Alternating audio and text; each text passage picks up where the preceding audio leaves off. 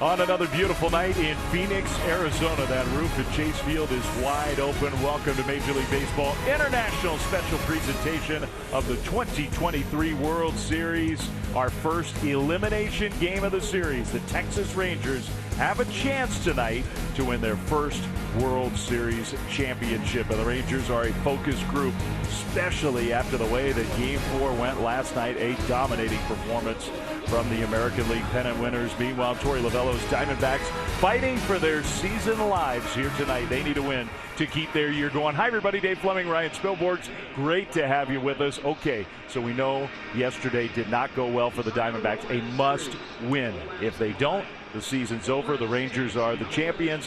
What does Arizona have to do, Spilly, to make today go different than it did yesterday? It's a great question. They have to play up front. They got to have the lead first. The Texas Rangers, they're 10-0 this postseason on the road. They're also 7-0 when they get the lead first. This first inning becomes paramount for the Diamondbacks. They want to play out in front. You want to keep your crowd engaged.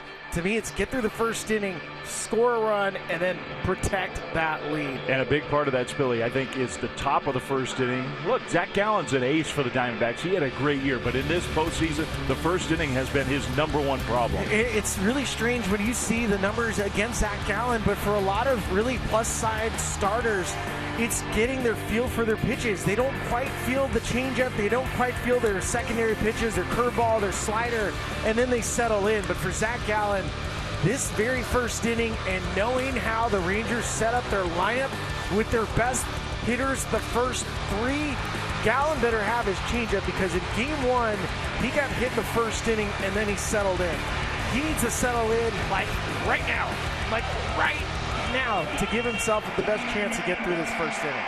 So here comes Zach Gallen taking the mound for the Diamondbacks. Look at those numbers in this postseason. 8 earned runs in 5 first innings.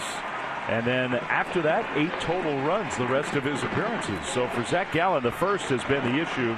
Diamondbacks can't play from behind, you figure, again here tonight. It's a good segue to the lineup for the Texas Rangers. Exactly what Spilly was just talking about. You got Semien, who came to life last night. Corey Seager is headed towards a World Series MVP. If the Rangers win this series, he's batting second. Evan Carter back up into the 3 spot to get that early matchup with Gallen. Garver, Young, Lowe, Jonah Heim, the catcher, Tavares in center field. Travis Jankowski, he's not Adolis Garcia, but last night he looked a whole lot like the Rangers superstar outfielder. Had a big game. Jankowski will be in right field again. And that night, he got mostly a fresh bullpen for Bruce Bochy.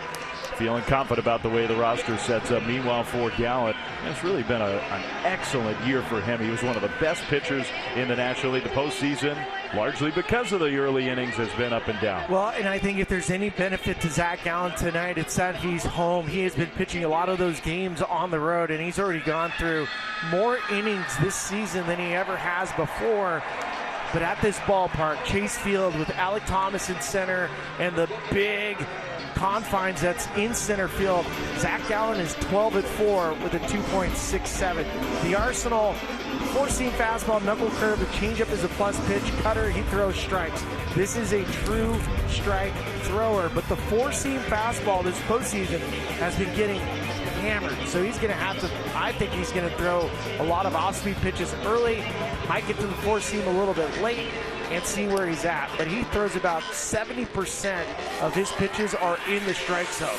And the Rangers, they're looking to do some damage. Yeah, I think you bring up a good point, too, about pitching at home, why Zach Gallen has been so good here. I mean, look, he's comfortable. He's a creature of habit like lots of pitchers are. But it's just a ballpark that's tailored towards his strengths. And he's got a defense behind him that's one of the best in baseball. So great defensive team behind Gallen. Big ballpark.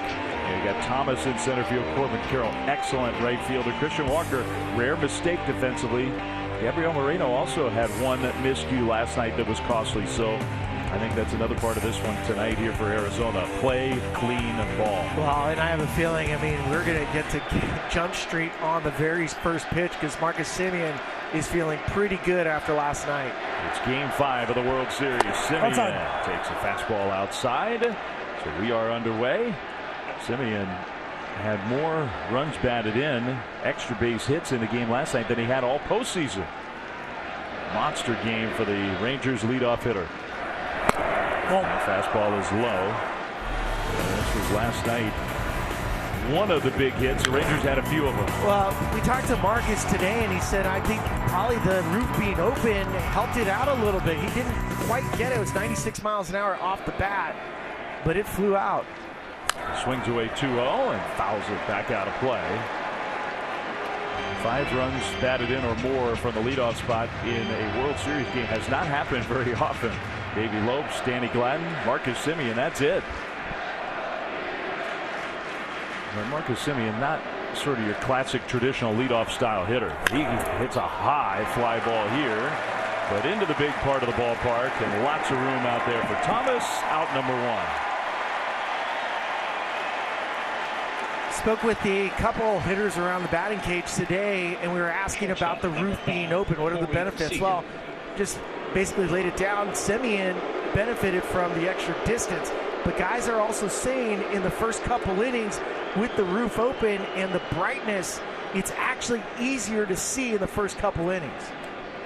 Obviously, the Rangers want to see Seager get something to hit. He takes well off the outside, ball 1. The first pitch to Seager has destroyed the Diamondbacks in this series. I mean, I'm just throwing up my 4 fingers already. You really could make an argument for it. There's a strike. Because when he is connected, he's just done so much damage. Troy Lovello's been frustrated. Look, he loves his guys, but he's been frustrated by the inability to execute the game plan against Seager. Too many mistakes. 1-1. That's a strike. Perfect fastball right on the outside. That's right where they want to pitch Seager. Now, you can tell by Troy Lovello's face, he's like, all right, he still have one more strike to get, so he's not impressed so far. The 1-2. Seager pulls that one sharply foul. He's a little out in front of an 83-mile-an-hour curveball. Well, look at his bat. Dave, his bat, he doesn't break it. I mean, that bat's probably been around for 2 months. That's how locked in he is. He just hits the sweet spot. Hits that one hard, but to shortstop. Perdomo almost got knocked backwards, but he made the play. 2 down.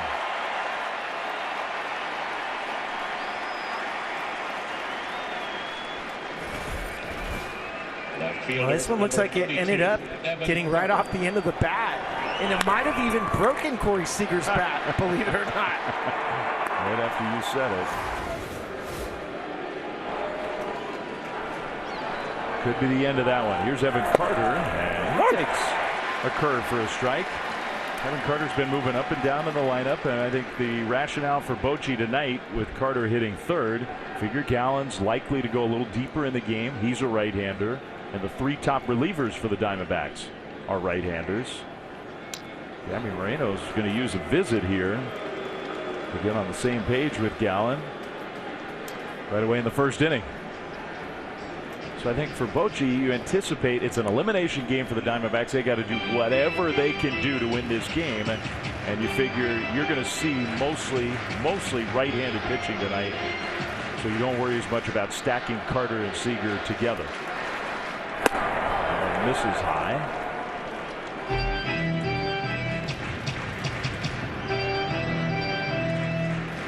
Two down. Gallen so wants a clean first inning.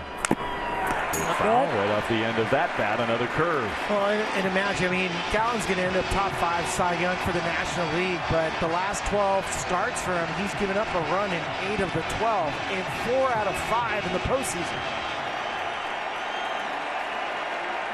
Now Carter will use his timeout. It's been amazing watching this 21-year-old kid. He's reached base in every playoff game. His first postseason, he had hardly played big league regular season games before the playoffs started. Just the final month.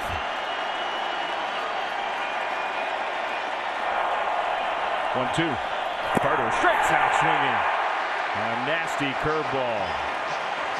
Now the Diamondbacks badly needed that. A clean 1-2-3 first inning for Gallen against the best hitters for the Rangers. So now Evaldi takes him out for Texas when we come back here to Phoenix. Well, the Diamondbacks facing elimination tonight got through the top of the first unscathed. So now they come up for their first at-bats in Game 5 And here's the D-backs lineup. Corbin Carroll, they need to get him going. Their young superstar right fielder. Batting leadoff, Ketel Marte. Gabriel Moreno, the catcher, hitting third. Walker at first. Tommy Pham, the DH. Gurriel in left. He hit a home run last night. Thomas in center. Longoria back in there at third. Perdomo, the shortstop, batting ninth. And the pitcher they will face is the Rangers right-hander Nathan Eovaldi. Well, this guy is known as Nate the Great, 4-0 this postseason. He didn't have his best stuff game one, but he is a big game pitcher. Master in elimination games. Wow. First pitch curve might have fooled the umpire. Called a ball. He started the night with a curve to Corbin Carroll. He's had one extra base hit in his last 13 games. That is not like him. Ball up. I think you're right. I think he caught everybody off guard throwing a first pitch curveball. I kind of like it too, just to get Corbin Carroll off of the fastball. 2-0 pitch. And that one is outside 3-0. Well, one thing about Corbin Carroll, and he hasn't been reaching base much. Forget about hitting for power, just getting on base. When he gets on base, he is a menace. Maybe the best base runner in the game.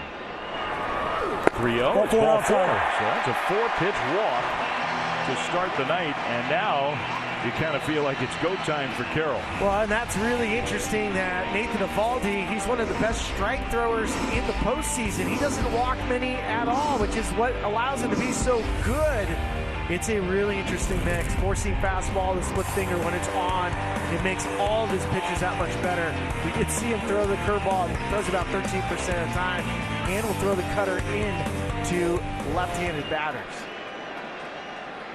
So now Carroll, we'll see if the Diamondbacks want to force the issue a little bit. He goes on the very first pitch. Taken. The throw is late, and Carroll keeps his foot on the bag. So Corbin Carroll draws the walk, and on the very first pitch, he steals his way into scoring position. Well, Diamondbacks already getting off on the right foot. This is their brand of baseball. Get on and then move on. 54 regular season stolen bases. He's 4 out of 5 this postseason. Great jump. Jonah Heim, he threw out Ketel Marte in the first inning of yesterday's game, but there was really nothing Jonah Heim could do behind home plate. Marte now drags a bunt, which is an interesting choice for maybe the best overall Diamondbacks hitter. 0-2. Now it just goes to show you how important this first run is. I mean, the win percentage, and Dave, this is the craziest thing. The win percentage for teams that scored first is .775. They're 31-9. They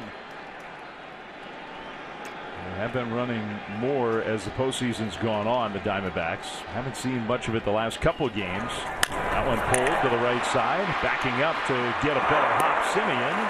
And he throws out Marte, but on the play, Carroll goes to third. So now you got a runner at third with 1 out. And a great opportunity here for Moreno to put the Diamondbacks ahead. Well, I mean, this cannot be an empty at bat for Gabby Moreno. You have to get it in. Now, Bruce Bochy, he knows. He's going to pull and draw the infield in. So you'll already see first inning infield in, because that is how important this run is. So that infield comes all the way in against Moreno. He takes the first pitch for a strike right there on the outside.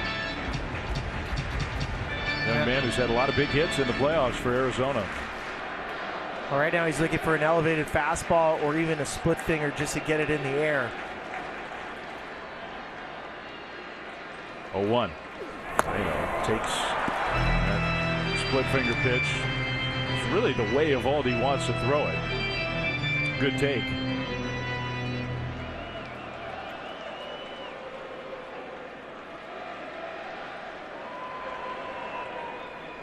Great chance here for the Diamondbacks early. 1-1. Moreno on the ground to short, right to Seager playing in. And that'll hold Carroll at third, 2 down. With Carroll's speed, if Seager's playing even just a little farther back, Corbin Carroll's probably going to try to score. Well, and he can't play contact. Normally with 1 out, it's a contact play as you're a base runner, but infield in, you're running into an out. Now you see more teams do it these days. It was a good decision for the Rangers. Bring that infield in. Moreno could not get the run home. Now we'll see if Christian Walker can. With 2 down, way out outside, not close with the curve. He had a nice offensive game last night, 3 hits. He had really been struggling before that. And had only 2 hits all World Series before last night. We'll see if that carries over. Eovaldi's 1-0. Walker, a good swing at it. Doesn't seem early in the series, Billy. I think you were describing him maybe as caught in between. We didn't even see a whole lot of good swings, let alone results. No, and for Christian Walker, when you're hitting 4th in a major league lineup, you get so many chances to drive guys in. And with 2 outs, he's 2 for 19 with runners in scoring position. That one swung on and missed. The high fastball at 96 miles an hour.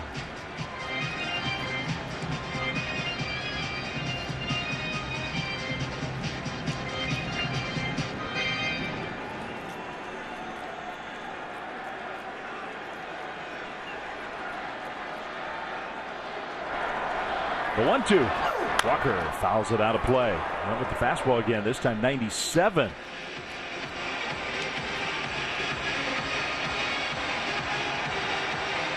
On a drop off, you want your cleanup hitter to still be hitting the ball well come postseason, or at least some semblance of who you are, and it's nowhere even near that. 703 would be a guy that's hitting 7th or 8th for most major league teams. The 1-2. Walker started to go, but held up. Bill Miller, our first base umpire, said no swing. So it's 2-2 on the split, riding down and in. Bill Miller, who's the crew chief, he would be the home plate umpire in Game 7 if this series makes it that far. Held up. 2-2. Walker drives that one foul. Well, if anything, this inning for the Diamondbacks, I mean, you are putting pressure on Nathan Eovaldi. It's been a lot of stress from 4 pitches into the game. Brian Knight, the home plate umpire in this Game 5. 7th pitch of the sequence coming. Walker takes low.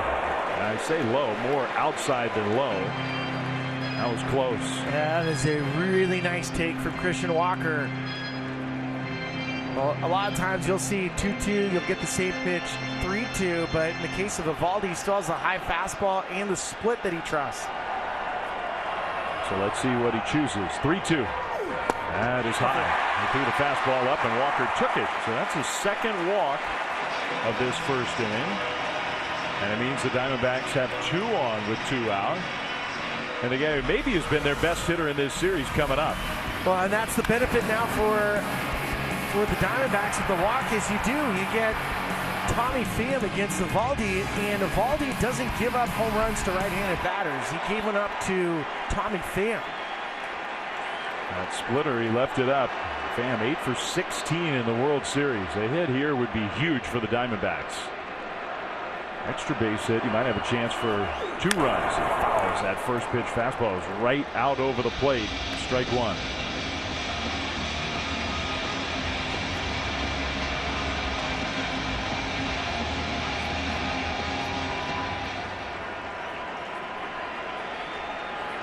Carroll at third, he drew the leadoff walk. Christian Walker at first, he drew the 2-out walk.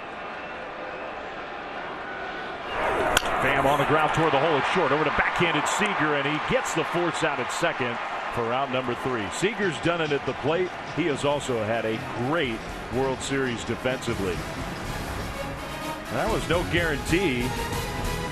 Seager came in with Moreno at the plate. That was the right decision, and the Rangers had him played absolutely perfectly with 2 down to get the force in second. So a couple base runners, no runs will go to the second. 0-0 here in Game 5. Here in Phoenix for Game 5. Meanwhile, back in Arlington, Texas, the Rangers have opened up Globe Life Field to have a watch party on a night where they could, with a Rangers victory, would see the clinching of the first World Series championship in Texas Rangers history. They've been in Texas for 51 seasons. And they've had a lot of great players over that time. And they've come close in the World Series before. But now, one win away from a World Championship. As we go to inning number 2, no score. Mitch Garver against Zach Gallen, who had a much-needed scoreless first. Ball low. Small strike zone so far. That one called a ball. Well, I love so far the pace of the game. It feels like a tug of war for momentum and to see who could score first. There's a strike. Curveball's been a good pitch for him so far. He has one of the best knuckle curves in baseball. It pairs so nicely with his fastball and his changeup because it comes out of the same slot. Garver back hitting cleanup. That time Gallen got the call on the outside corner. It's 1-2. Garver's usually a patient hitter. He's got plenty of power. The Rangers watching every at bat closely. And got him to chase another curveball for strike 3. Well, Gallen in the start, game 1, he could not land the curveball. That was a detriment of the first inning for him. But tonight, as we're watching the knuckle curve, he's thrown it 6 times already. He has 3 called strikes, and now he has 2 swing and misses. So throwing 6 of them, and you're getting 5 strikes out of it. Here's Josh Young. Big part of last night's Rangers win. He takes ball 1 outside. I think you kind of called it as we started the game. Hey, his fastball has been less effective as the postseason's gone on.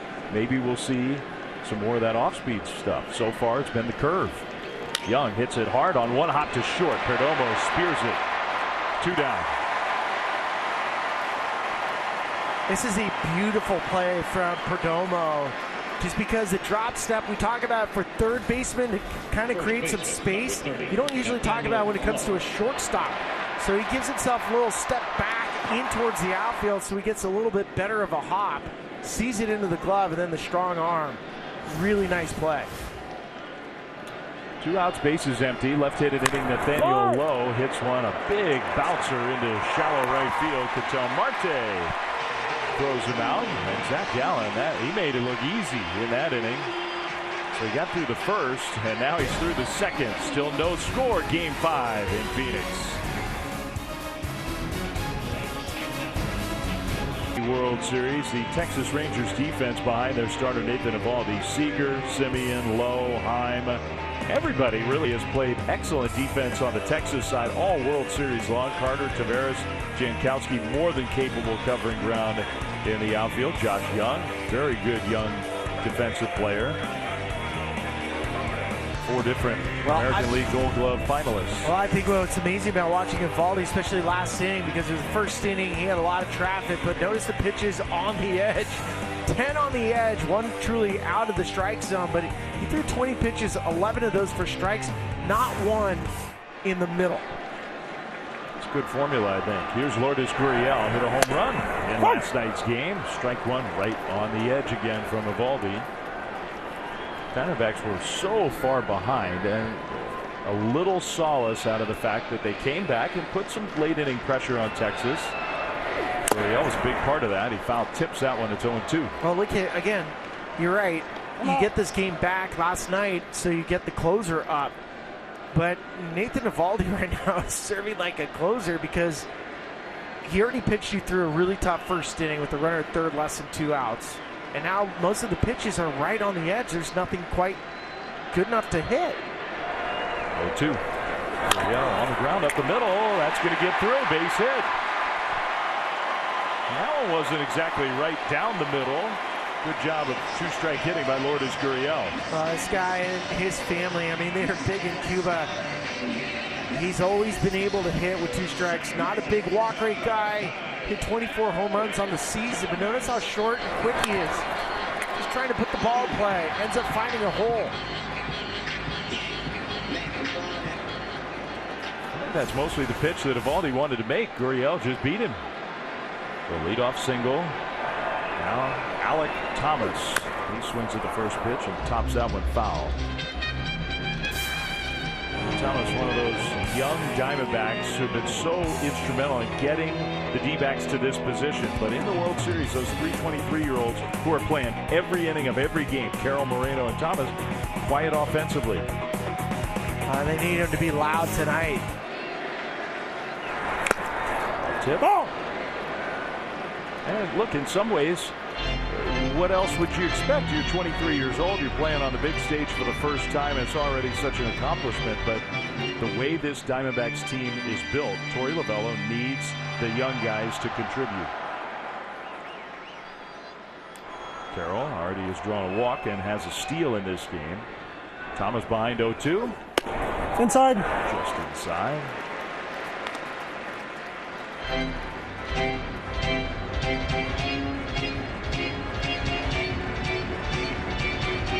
Gurriel has 2 stolen bases this postseason. He's 2 for 2. He's kind of leaning out, but he needs Dave McKay to tell him to go. Andrews, maybe noticing what you're noticing. Call for a throw over. Well, what you're looking for right now, and this is what Dave McKay is thinking about. He has 2 strikes on Alek Thomas. He wants to get to the split finger. That's the out pitch. Split fingers also go in the dirt. Good pitch to run on if you get a splitter. Thomas chops one up the middle. Seager is going to go to first. There was nobody, just kind of an awkward play the way the defense was positioned. There was nobody over to cover. So Seager decided to just take the out at first. Gurriel in scoring position.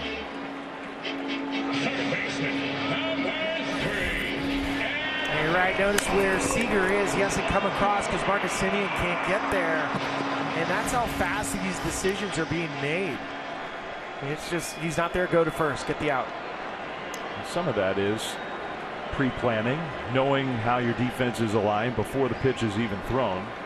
Evan Longoria lines one to left, and that is going to be caught by Evan Carter. What a play. Gurriel scrambles to get back Evan Carter, a topspin liner that was diving down toward the turf, and he caught it. Longoria was waiting just to get word and make sure that the Diamondbacks confirmed that it was a catch. I mean, it looked like off the bat there was a chance that it was going to fall. And you're right, top spin line drives, sinking line drives are really hard for outfielders to catch. Carter already has proven his weight in gold as far as his defensive abilities. That is not an easy play, and to slide, you have to get your head and your glove underneath the ball. Really a good play. Here's Perdomo. It's a strike. First pitch curveball from Eovaldi. Perdomo, 9th place hitter. But he's had good at bats in the series. 4 for 11. He's one of their better hitters. Hitting in the 9th spot. He swings right over top of splitter. Strike 2.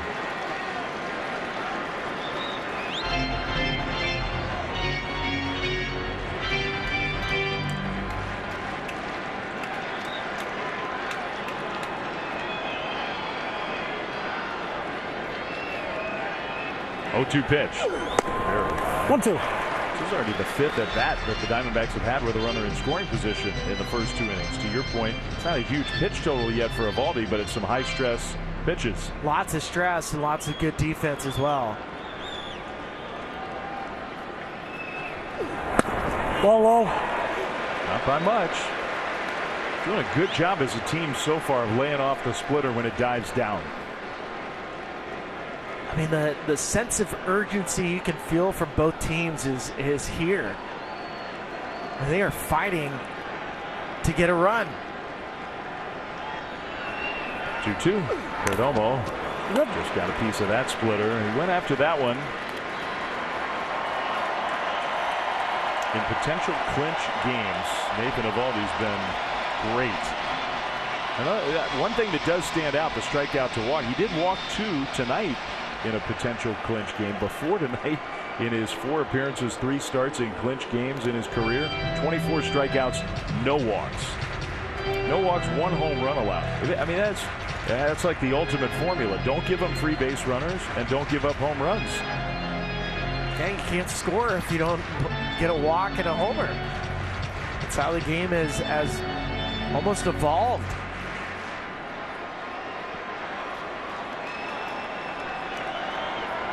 Perdomo battling with Eovaldi. That one, again, very close. Full count, 3-2. He's Evaldi's frustrated. He's thought several of these have been strikes. He's living right on the edge, and he also knows his fastball runs a little bit back. 3-2. Perdomo, fly ball, right field. Jankowski coming in. Jankowski will get there to make the catch. And the inning is over. So Perdomo had a good at bat there, but Evaldi once again works around a leadoff base runner. The Diamondbacks do not score. We'll go to the third. 0-0 here in Game 5.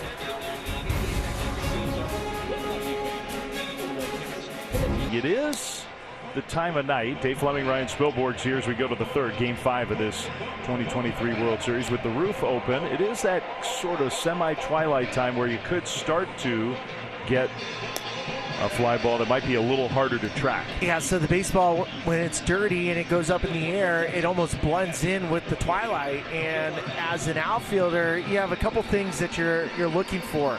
Number one is you're reading swing, ball off the bat. You're looking for that. Then you listen to the audible sound, the sound of the crack. If it's loud like it is tonight, it's hard to hear the sound of the crack. And then ultimately you have to trust your instincts. And when you look up, if you can't find the baseball, there could be a problem. Jonah Heim against Zach Gallen has been very good. Heim hits it on one quick hop to second.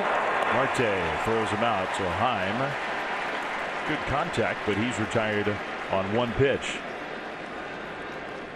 And just something to be aware of here for probably the next inning, maybe inning and a half. However, the game's moving at a nice pace, but might be a little less routine than you would think on a ball in the outfield.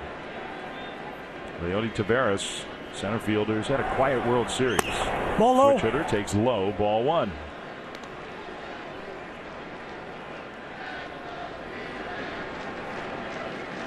They could use some better at-bats from this guy, especially with Noah Dolis Garcia. Got the call there on the curveball. Well, he's had a couple walks, so that's the only benefit for Taveras, and his walks have led to big innings for the Rangers.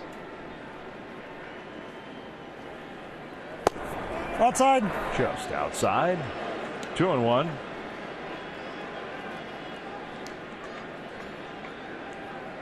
Perdomo, the shortstop, shaded up the middle. Really strong start so far for Gallen. 7 in a row retired. Taveras right off the end of the bat. Foul ball, 2-2. Well, notice where all the pitches have been for Zach Gallen. It's away, middle away from virtually all the hitters. He's not come inside. Even with the knuckle curve, it's on the outer edge. He is not going to get beat pull side. If you're going to do damage against Zach Gallen tonight, you have to take the smaller approach. You're going to have to take your singles and piece an inning together. 2-2. Very compact motion from Gallen. Taveras to center field, sending Thomas back. So big out there. He makes the catch short of the warning track, out number 2. Look at Zach Gallen's face because he did not want to pitch middle in. And that one leaked out middle in where he could have had some damage against him. Travis Jankowski. 2 outs, bases empty for Travis Jankowski. You would figure if there's anybody built in the Rangers lineup to take the approach you were just talking about, it'd be this guy. What game he had last night. Hits that one right up the middle, right where Perdomo is playing him. That's another quick inning for Gallen. And 9 up, 9 down, and he's done it very efficiently on 27 total pitches. Midway through 3, Texas and Arizona scoreless here in the World Series.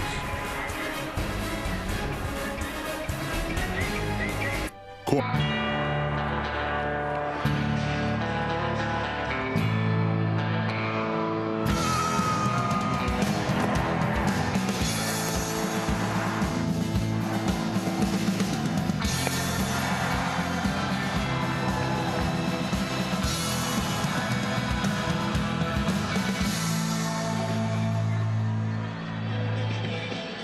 Yeah, it does kind of have the feel of an Old West showdown. The Rangers from Texas, the Snakes from the Sonoran Desert. And I think you're right. The intensity of a game, every World Series game is intense, but the intensity of a game where one team's season can come to an end and one team, the Texas Rangers, could hoist that World Series trophy Top of the order for the second time now against Eovaldi. No score. Bottom 3. Corbin Carroll on the ground up the middle, and he's got a base hit. Carroll is on base for the second straight time. Second hit for the Diamondbacks, and for the third inning in a row, the D-backs have their leadoff runner reach base. It does feel like high noon, and eventually you're going to have to get a shot in. And for Corbin Carroll, we've been waiting for him to get going at home. Over the course of this year, he was a very good hitter at this ballpark, but this postseason, he's been MIA.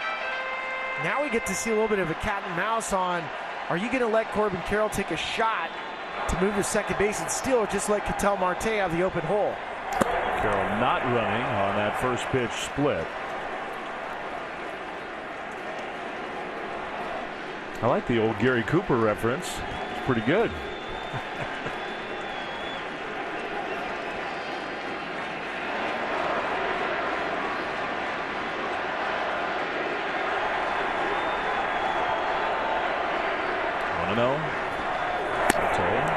Takes that one low.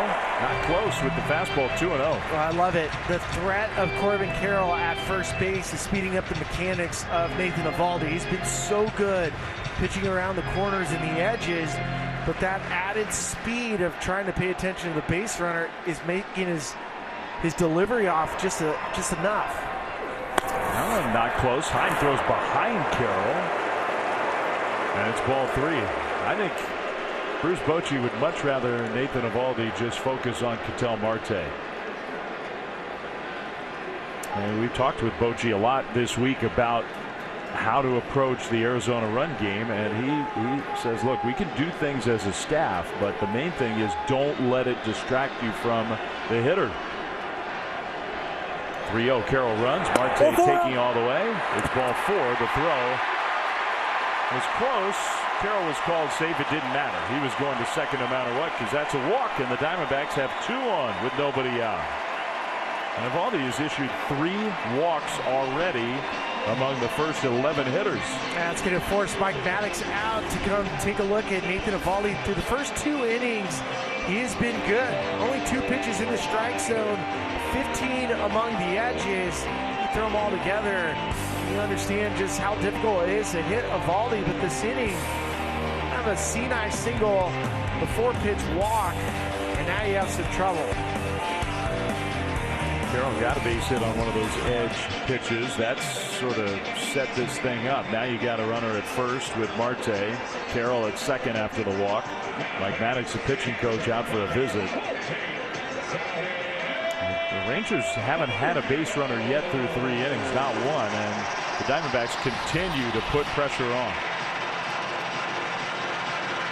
And that pitch is still on the edge. It's just up. Now, Torey Lovullo has a bit of a decision to make. Most of the time, first and second, nobody out. You probably think about bunting, but this is your 3-hole hitter. And it's not your typical 3-hole hitter. It's a guy who wasn't the 3-spot hitter in the regular season. He's also a candidate to hit into a double play if he hits a ground ball. He's the catcher, so we'll see. Speed on the base pass. He squares, and the bunt, first base side. Eovaldi's going to field. It's a good bunt. He'll kind of shovel over to first to get the out. Diamondbacks have set it up. Second and third, 1 away. It just shows you how important this run is. I mean, conventional wisdom is telling you first and second, nobody out is the only time to bunt. But not in these type of games with your big hitters with a chance to add more than 1 run. It's well executed. You bunt towards first. Just get it down. And you have Corbin Carroll, Ketel Marte, and curious to see if the Rangers are going to pull any sort of infield in, but they're not. They're not. The infield's back. Outside. That's a ball to Christian Walker. It's the first career sacrifice bunt for Gabriel Moreno. The way he executed it looked like he's been doing it every day. Very well done. Walker, who drew the walk in the first inning. First base is open. Another good chance here for the Diamondbacks. In the dirt, and a good block by Heim. That splitter bounced around home plate. Right now, Nathan Eovaldi is wobbling for it. Yeah, he's wobbling. He's on the ropes. There's no question. And Bochy might throw the 4 fingers up and put himself in a position where Tommy Pham can run into the double play. But how about 9 sacrifice bunts for the Diamondbacks is the most of any team in the postseason. It's part of their game. Hit softly toward third, but foul. Different strategy here considering the circumstance than Bochy used in the first inning. I think that last pitch that he had Christian Walker swing on, if it would be 3-0, he'd be standing at first.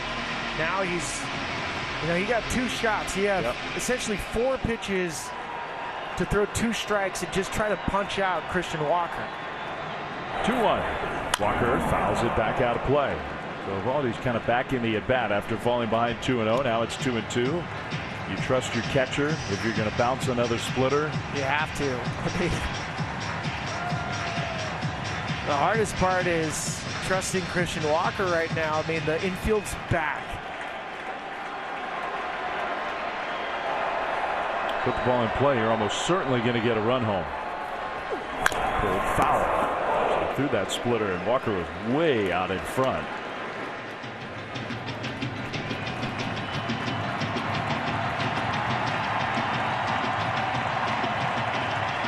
I like the high fastball right here above the strike zone. See if you can get him to chase, and even if he does make contact, it's a pop-up to the infield. 2-2. Walker strikes out swinging. Fastball got him. So a huge strikeout, the first of the game for Eovaldi, who is once again trying to work his way through a jam. From 2-0 with the chance to put the Diamondbacks ahead to Eovaldi beating you. Another that's a hard at bat to watch. Tommy Pham on the ground is short. Man, he scorched that one, but right to Seager, who throws him out. Eovaldi's been a magician in these first 3 innings. He has had all kinds of traffic out there, and still the Diamondbacks have not scored. On to the 4th. 0-0 here in Game 5. The chances in the first 3 innings, amazing. They've already had 7 at-bats with a runner in scoring position. Meanwhile, Texas hasn't gotten anybody on base in the first 3 innings. 9 up, 9 down for Zach Gallen. Christian Walker with a strikeout in a spot where he could have gotten a run home. And you got to give Nathan Eovaldi some credit for incredible work. He's been in trouble in every inning. Yeah, and he's been able to dance out of it. He's almost like a tightrope walker, and when you've been pitching under that level of stress, you want your offense to come through. Now, this is from the Diamondbacks' perspective. Give me another shutdown. I think we can break through from Eovaldi, and from the Rangers, you got the top of the lineup that can punch right back and actually jump ahead of you after all of that. Simeon second at bat against Gallen, and he rips a low liner. Perdomo got him at first. Oh my goodness, what a play by Geraldo Perdomo. That looked like a sure hit off the bat, and Perdomo just stole one from the Rangers. I mean, how much fun is this, Dave? They're going back and forth. Like this play from Perdomo, he's already made one that has starred. That's an in-between backhand dive. Trust the grass, and then trust your first baseman who just struck out. Wow. Great play, and now Seager on the very first pitch rolls one to second. So Corey Seager, who's been the star of this series, is now 0 for 2, and that's 2 pitches, 2 outs here in the top of the 4th. Oh, man, we are seeing some leather flash tonight. Off the bat, it's 102 miles an hour right into that webbing, and the Diamondbacks are willing to designate for assignment Nick Ahmed, who was a Gold Glove shortstop, knowing what kind of player Perdomo was. Carter takes way outside, ball 1. So the Rangers took a pitch in this inning. Gallen had a chance. If he could have gotten Carter there, they had a chance to have a 3-pitch inning. That was only his 30th pitch of the game. He's 2 outs in the 4th. Carter probably was thinking, I need to take a pitch or 2. He didn't like that call. That was a very low strike, especially considering the way the balls and strikes have been called in these first few innings. Not many of those have been strikes. Well, 2-1. Well, the beauty of Evan Carter's He's totally comfortable hitting 2 strikes, and you know most of his at-bats, he gets the 3 balls. Ahead in the count here, 2-1. The 21-year-old. Another one in that same spot, and he's unhappy now. I mean, those are right on the edge. I mean, those are National League Cy Young top 5 pitches. Unhappy manager over on the Texas side too. 2-2 to Carter. 2 down, nobody on. Trying to go to that same spot there, and maybe even a little lower, just to see if the kid would be tempted to chase. He didn't look tempted. Not at all. This kid's amazing. 21 years old with an elite. 3-2. Carter strikes out swinging on the curve. McGowan's got him twice with the curveball on the top of the order. Goes down in order for the 2nd straight time with some help from the D-backs defense. Gallen pitching really well. This Rangers team has been able to do. It's been nonstop pressure and traffic. Getting out of the 1st inning, getting out of the 2nd inning. It comes wave after wave. The Diamondbacks continue to pressure Eovaldi, but he hasn't been able to get through it. And what's amazing about what we've seen so far from Eovaldi, it's been so much stress that it's going to end up shortening up the outing that Eovaldi's capable of doing. You've probably taken at least an inning off of his workload tonight by the amount of stress. And I don't think the Rangers will mind as long as that 0 keeps showing up on the scoreboard. Gurriel against Eovaldi. Outside. He takes a ball outside. Gurriel's hit led off in the 2nd inning. He was down 2 strikes and got the base hit. Eovaldi, I think, would like to retire the first hitter of an inning. He hadn't done that yet. It's been a huge creator of stress. Outside. Curveball, 2-0. It's not a great strike zone for Eovaldi tonight. Because it's been a really tight zone. He wants a little, almost a half an inch extra.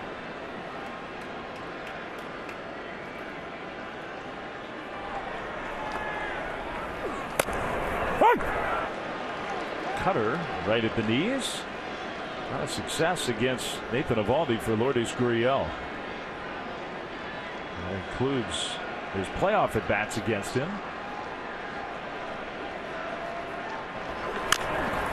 Pulled that one on the ground, foul. 2-2.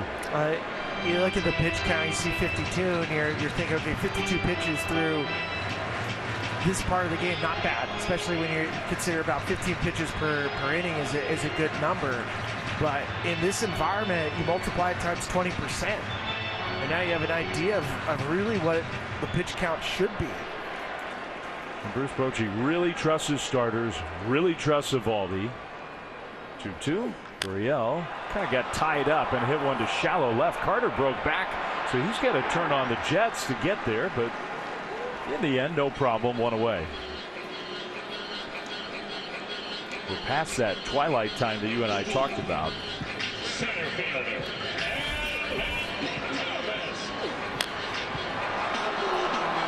Yeah, if that was in the twilight, with the height of that, it would have been difficult to see for a handful of seconds. And I don't think Carter heard it off the bat very well because it hit the end of it. Yeah, you and I could hear it. We've got microphones piped into our ears. Evan Carter doesn't have that. That's a big cue that outfielders use. With the big crowd and a loud crowd, it's just hard to use the audio when you're out there. Alec Thomas now behind in the count, 0-2.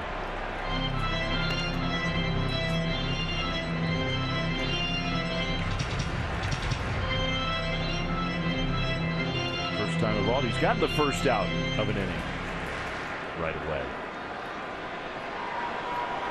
0-2 to Thomas. Dirt spiked that curveball. As much as you know how hard it is to hit, it feels like this game is going to come down to one mistake. It's going to be one good swing from a player.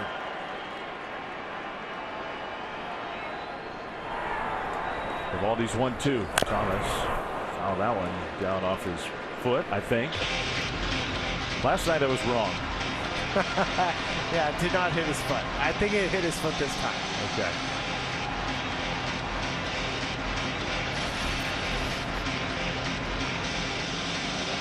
Yeah, might have hit his shin. Inside of the foot, ankle. Yeah. Ooh. Ee.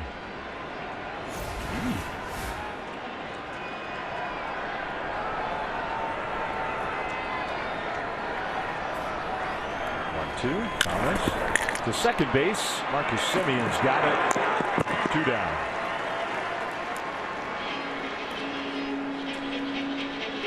They make you play clean, these Diamondbacks. The speed of Thomas. You have one, even at second with the short throw. If you have a little mistake or bobble, it's going to cost you the out. But at the same time, as a defender, you love it. You love just making sure it's a good, clean. Yep. It's fun to be on that side. Kind of heightens your concentration. Ball. Ball 1 to Evan Longoria, who hit a ball well his first time up, caught by Carter in left field.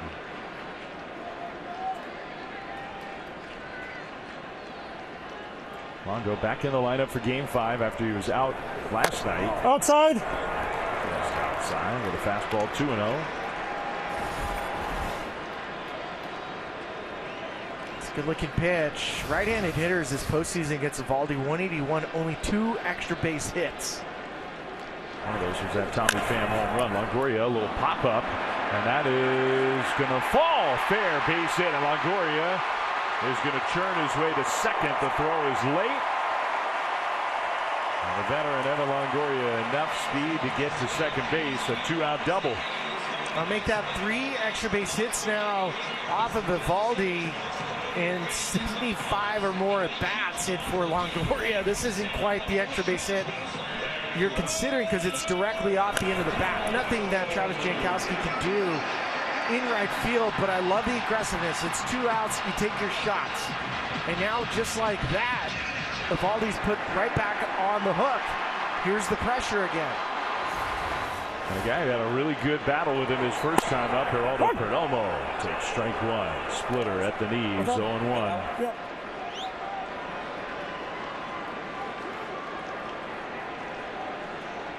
Perdomo saw a lot of pitches that first time up, even though he ultimately flied out. Can the Diamondbacks break through? They've had lots of opportunity. Off the outside. First base is open, but you got Corbin Carroll on deck, who's already walked and had a hit. So Eovaldi wants to get Perdomo and end this threat. 0 for 7, and now an 8th at bat with a runner in scoring position. Ball. Good ball. 2-1. To me, it differentiates Perdomo. 9th place hitters are not usually this patient. No, and for the Diamondbacks, and even on the Ranger side, when Tavares is locked in, it is such a unique dynamic to have a quality 9-hole hitter. Foul back. Good. It's kind of made me, watching him play in this postseason has almost made me rethink the idea of the 9th place hitter. I think it's a great weapon to have somebody you really trust to get on base a lot in that spot. It used to be years ago when the National League still had the pitcher spot. You traditionally didn't want a good 8th place hitter, but when you saw it, it changed the whole lineup. 2-2. This is high with a curve, really not very close. So a full count to Perdomo. Almost like he's telling himself, make sure I don't chase down. That was an easy take, that last one. Oh, you can lock him up, Perdomo, if Eovaldi spots a fastball at the bottom of the strike zone. He'll take it looking. 3-2. Perdomo takes it looking, strike 3.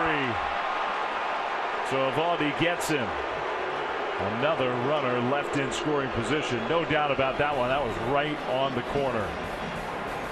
So the Diamondbacks left shaking their heads again in this game against Eovaldi. So many chances, and what do they have to show for it? Nothing. So far, absolutely nothing. We'll go to the 5th in Game 5, a 0-0 ball game.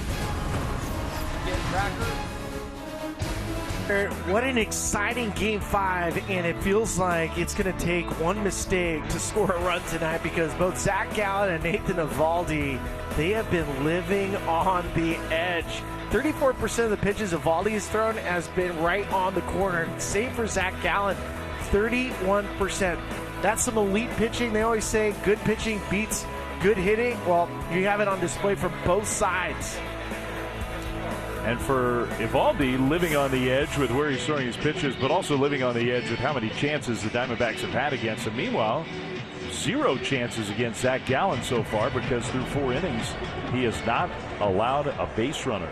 12 up, 12 down. That hasn't happened in any World Series game since Game 6 in 1985. First 12 hitters of a World Series game retired by a single pitcher. It's a long time. Strike 1 to Mitch Garver. Charlie Leibrandt of the Kansas City Royals in Game 6, which turned out to be a very famous game.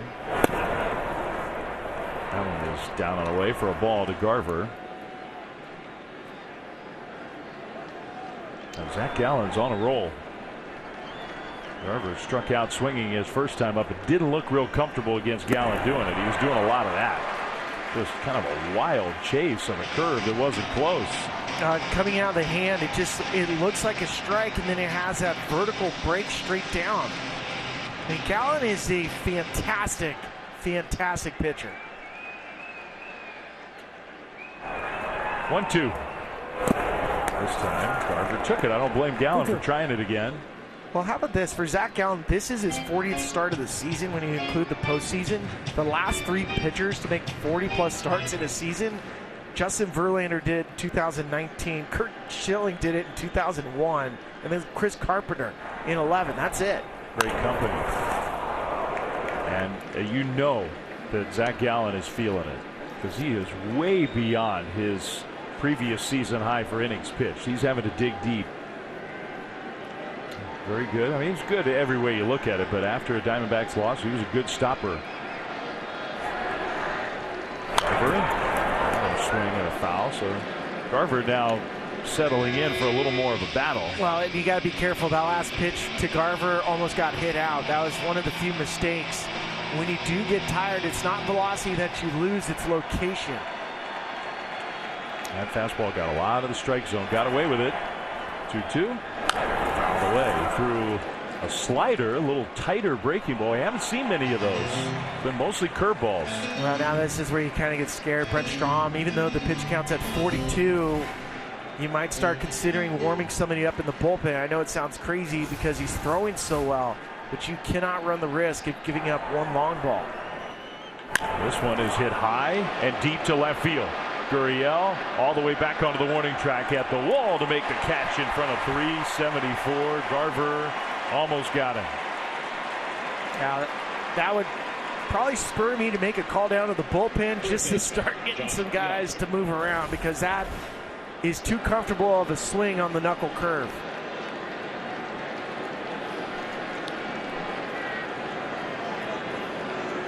Close.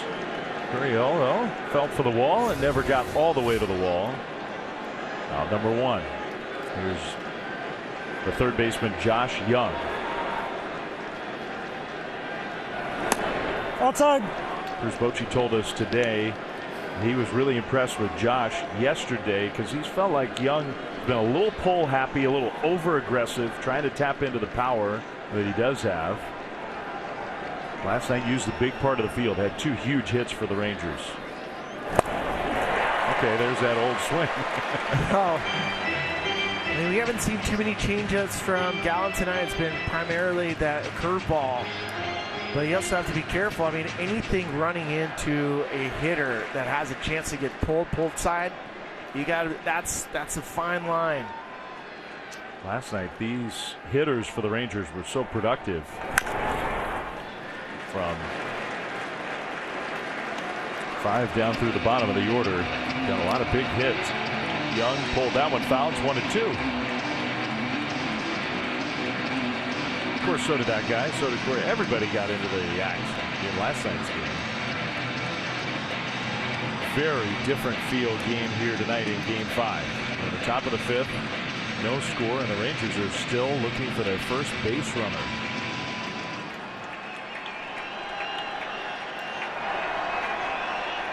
One-two. Young. Big rip at that fastball. There's certainly more healthy swings right now. They're seeing him a little bit better, even though this is the second at bat. 18 hitters is more or less what Torey Lovullo has been saying, but now you're getting close to getting to the 6th inning. Young drives that one to deep left center field. Gurriel chasing. Gurriel on the move, makes a call and makes the catch. This time out near 413. He had a long way to go. Alec Thomas did as well. 2 down. This is where the ballpark keeps them in, which is part of the reason why Zach Gallen has been so good here. It's 99 miles an hour off the bat. It was 96 miles an hour off the bat for Mitch Garver. So the last 2 swings, big exit velocities. Here's low, 2 down. So that's 2 hitters, 763 feet of batted ball distance, and 2 outs. 2 loud outs. Lowe's got a lot of power, and a lot of his power comes to left center. Takes a strike, 1-1.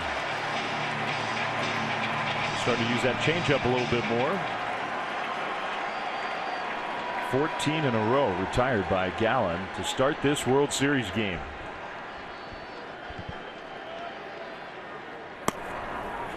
Two and one.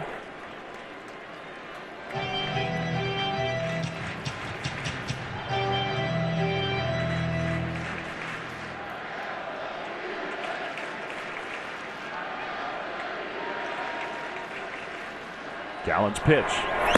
Check swing. Did he go? No. Third base umpires Quinn Wolcott, 3-1. Not that many 3-ball counts in this one. No. And I'm interested to see what the challenge pitch is. That was awfully close from Nathaniel Lowe. You're definitely not grooving him a fastball. Ball 4. There's your first Rangers base runner. He threw a fastball, but it missed. And I'm with you. There are some signs here, even though we still haven't had a hit for the Rangers, that Zach Gallen's stuff has changed. The at-bat quality looks different. I mean, hey, we were starting to think a little bit. Would Don Larson potentially have some company? I know a long way to go, but there's only been one perfect game in the history of the World Series. It happened in a Game 5 back in 1956. Perfect game now is over. Still has not allowed a hit. Strike one to Jonah Heim, who took one right in there.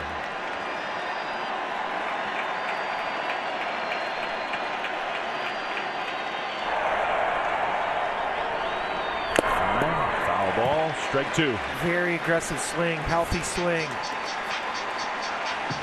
I think my favorite visual of that perfect game from Don Larson is Yogi Berra. He had won 10 World Series when it was all said and done. Amazing. Greatest winner in baseball history.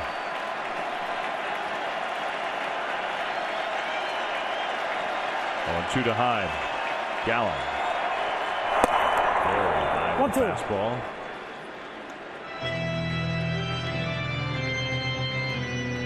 It's just feeling like the swings and how the Rangers are reacting to Zach Gallen. It feels like this is last batter. It just, we're at the end. 1-2. Heim, little topper. It's going to kick. Foul. Heim was, with all his brain powers, trying to pull that thing foul. 2-out hitting for the Rangers. That's been a big story of this World Series. They've been so good. Last night was sort of the culmination of it, but 2-out swings for Texas.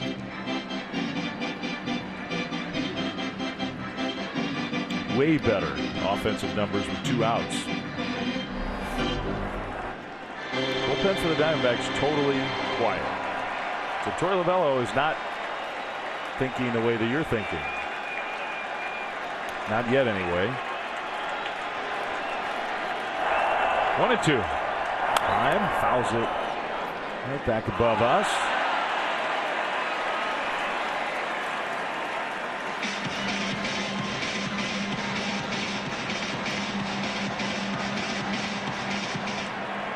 First base runner for the Rangers, and the first real high-stress inning for Gallen in the 5th. Lowe doesn't have great speed. He's the runner at first with 2 down. 1-2. And goes after the curve in the dirt. Strike 3 swinging. And Gallen gets his 4th strikeout. After the walk, he gets through it. Rangers finally get a base runner. Still looking for their first hit. We're midway through 5. 0-0 in Game 5.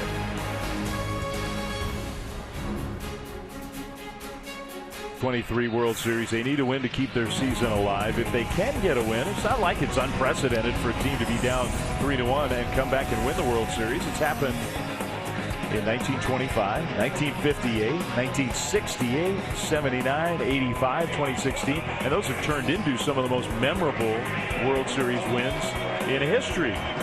I agree. It's not unprecedented, but it's highly unlikely. When you're at 85% win probability of the series, it's pretty much a done deal, which makes it that much better if you're able to continue to push it forward. And for the Diamondbacks, they're just trying to push past Nathan Eovaldi and get a run in.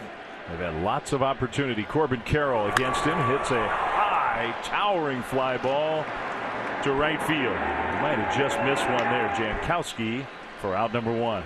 First time that Eovaldi has retired Carroll in this game. He's looked more like himself tonight.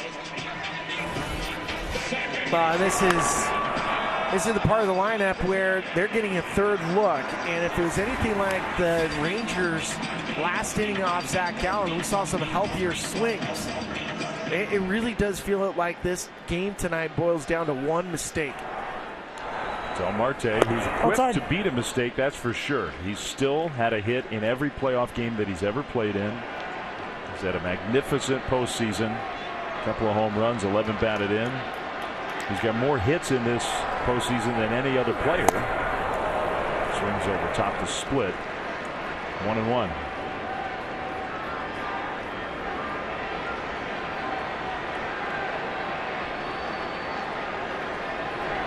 Marte. Outside. 2-1. There was a time in Ketel Marte's career where teams made sure he hit from this side in a big spot. He was a much better right-handed hitter than left-handed hitter, and that's kind of changed. Really improved from this side of the plate. Ball inside. That one close, but called a ball 3-1. Well, I don't think every switch hitter in Major League Baseball is a natural switch hitter, and if they're not, like his dominant side is the right-handed side. In order to be a quality left-handed hitter, he had to strengthen his left shoulder, his left arm. Is that one foul? Because that arm is what drives the barrel through the strike zone. So if your top hand is weak, which a lot of non-natural left-handed hitters are, the bottom hand pulls and basically hooks everything. So it makes a poor swing. So he strengthened up his left shoulder, and the rest is history. Full count here, 3-2 with 1 out and nobody on. Marte waiting for the pitch from Eovaldi. It's low, ball 4. He threw the splitter and he missed. So Marte, no hits yet, but he has been on base now twice with his 2nd walk. It's 4 walks now for Eovaldi, which matches a season high. And you don't want to see that in the postseason, but he's been able to do it. That'll also get some phone calls down in the Rangers bullpen. Yeah, you wonder if there's a certain hitter that Bruce Bochy's kind of circling, thinking, okay, if it gets to this guy, I want to have a good matchup. On-base streak to start a postseason career. Ketel Marte on a lot of postseason all-time lists with the way he's performed in the playoffs. Moreno, strike 1. Marte has not been as effective as a base stealer as a lot of his teammates, so I would be surprised if he's running here, even though the Diamondbacks love to run. 0-1 pitch. Outside. Just off the outside, 1-1.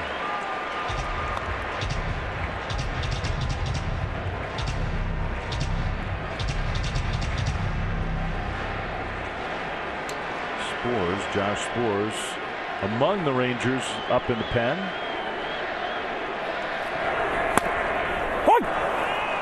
Cutter. Strike two. Moreno didn't like it. All the way back, Spilly, to the first inning. Moreno's the first guy who had a real chance. Runner in scoring position. Only one out. And couldn't get Corbin Carroll home.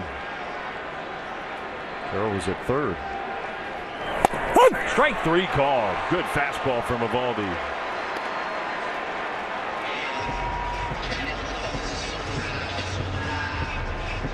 Kind of a strange at bat watching Gabby Moreno. I'm not sure what he was sitting on, but he took 3 called strikes in that at bat. 3. And the right side of the infield's wide open for him. If you're willing to hit behind, it was wide open just because of Ketel Marte. Still wide open here for Christian Walker. And he lines one that way into right field, base hit. Hustling over Jankowski. He'll scoop it up. Marte's going to round second, head for third. A 2-out hit for Christian Walker. And the Diamondbacks have first and third in a scoreless game. Well, that's how you have to hit him. I mean, at this point now in Christian Walker, he had a chance in his last at bat to drive in a run with an out. This time it's going to require another hit. There he was, stayed inside, allows him to have a little bit margin of error. And now you have first and third. And Tommy Pham in the third inning hit a ball 114 miles an hour off the bat. He squared it up. It was on the very first pitch. So now Pham gets another shot. First and third, 2 down, scoreless game. Curve pulled foul. Going after the first pitch again against Eovaldi. Every inning, all 5, the Diamondbacks have had at least one runner in scoring position. Rangers haven't had a single one. They've had one walk and nobody reached second base. And yet for now the game remains tied.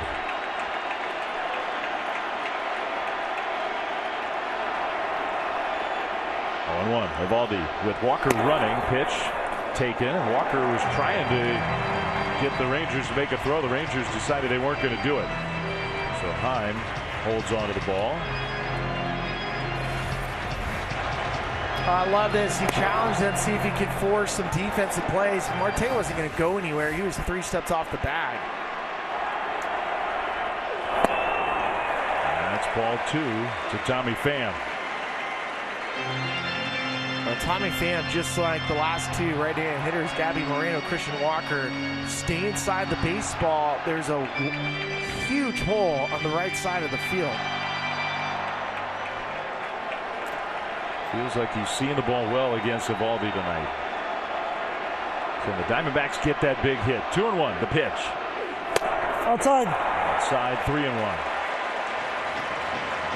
Now you got a good hitter on deck, but with an open first base and a 3-1 count,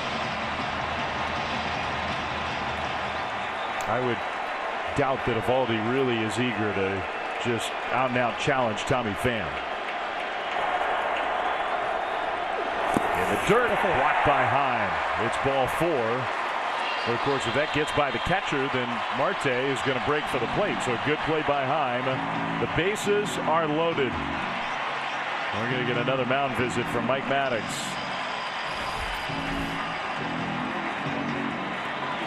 You have first base open, so you're trying to get Tommy Pham to go fishing. It's now 5 walks for Nathan Eovaldi, which matches what he had for the entire postseason. Amazing. It's kind of interesting to see that Bradford warming up. I thought maybe you could go to the maniac of Josh Spores just because you have a possibility of the right on right, but Bradford is set up for Alec Young, not for Yuli Gurriel. Yeah, Bochy and Maddox trusting Eovaldi for at least one more hitter here.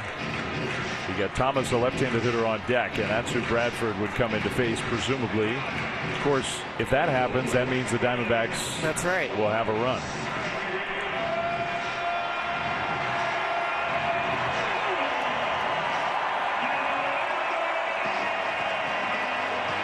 I don't know know that there are many hitters that the D-backs would rather have up in this kind of spot than this guy. Well, you have to settle your heart rate down in this moment. Bases loaded, 2 down. First pitch is rolled softly on the ground to short. Seager has it. Seager throws to first. Got him. And Eovaldi's done it again. Incredible. One inning after another. The Diamondbacks threaten, and one inning after another, Eovaldi holds them scoreless. We are through 5 in a tense, taut, incredible amount of trouble in the first inning. Tommy Pham hit a ball right into the defense, so 2 on, 2 out, no runs. That was Perdomo after a long at bat in the second. He flied out for out number 3. Pham hit it so hard in the third with 2 more runners in scoring position, but that play was made. Perdomo took a called strike 3, and just a moment ago with the bases loaded, Lourdes Gurriel, first pitch swinging at a curve, hit the grounder to short. 0 for 9 with runners in scoring position through 5 innings. Meanwhile, the Rangers don't have a hit. Tavares on the first pitch, ground ball toward the middle, over to backhanded Marte, and that's out number 1. So through all of it, Zach Gallen just continues to move along. Still hasn't allowed a hit, only 1 base run or a walk last inning. Up comes the number 9 hitter, Travis Jankowski. Knowing Jankowski, he's not afraid to drop a drag bunt, pull one with him. Longoria down the third baseline. He's almost right on the edge. Got to protect against the bunt possibility. That fastball misses outside. Gallen's misses are starting to get bigger and bigger. And still nobody warming up in the Diamondbacks bullpen.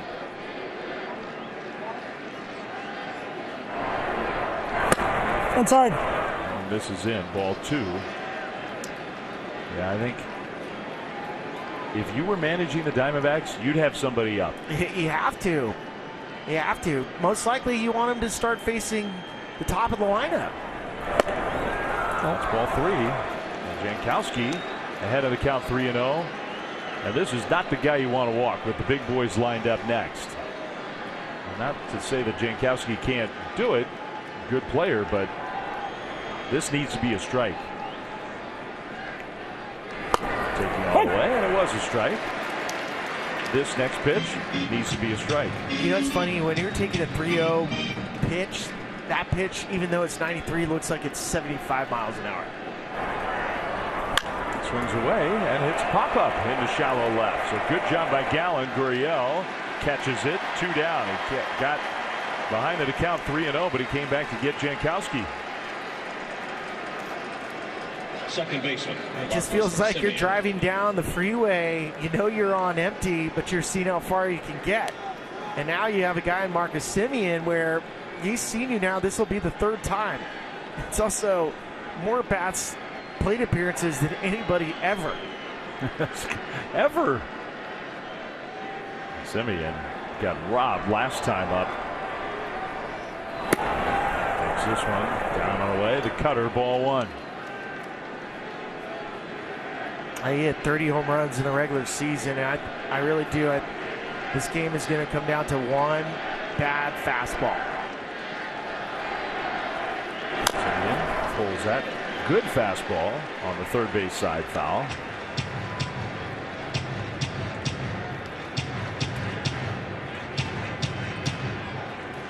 Semien looks to be swinging the bat a whole lot better. Big game last night. Couple good swings so far tonight, even though nothing to show for it. Might have helped Gallen out there, going out of the strike zone. It's 1-2. Well, Marcus knows he's not going to see a pitch middle in, and there it is. 833 plate appearances, ties Lenny Dykstra in a single season back in 1993. It's tied with nails. 1-2. Semien pulls that one foul. They got a changeup in. That's a dangerous pitch. It really is. He was looking a lot more hitterish to me than he was even just a couple days ago. Same. Here's the 1-2. In the dirt. Tried that curveball again. We saw so many curveballs. It was such a good pitch first time through the order.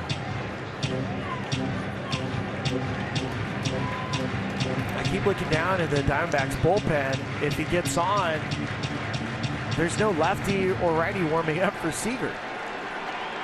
Zach Gallen's definitely going to face Corey Seager if Simeon reaches. 2-2. Foul. This one might have gotten a piece of the foot.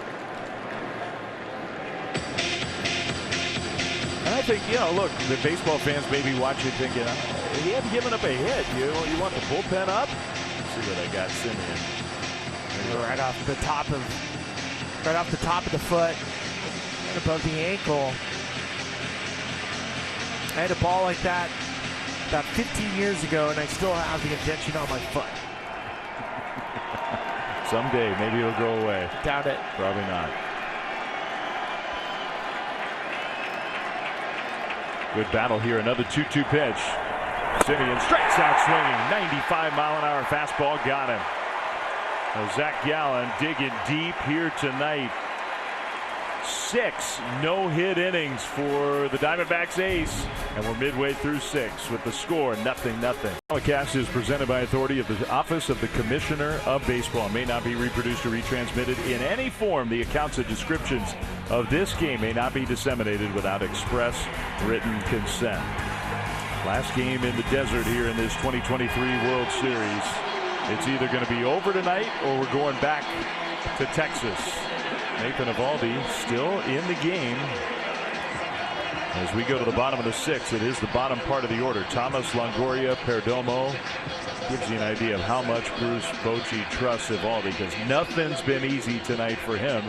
Whereas for Zach Gallen, no hits allowed in 6 innings. Scoreless game. Thomas swings and foul tips the first pitch splitter, strike 1. Well, it's kind of refreshing to get a little bit of a throwback game where, I mean, it's 2 starters going toe-to-toe, trying to one-up each other each time out. Makes for a fun game. Thomas, high fly down the left field line. Long run for Carter. He's going to run out of room. Back into the seats. It's 0-2.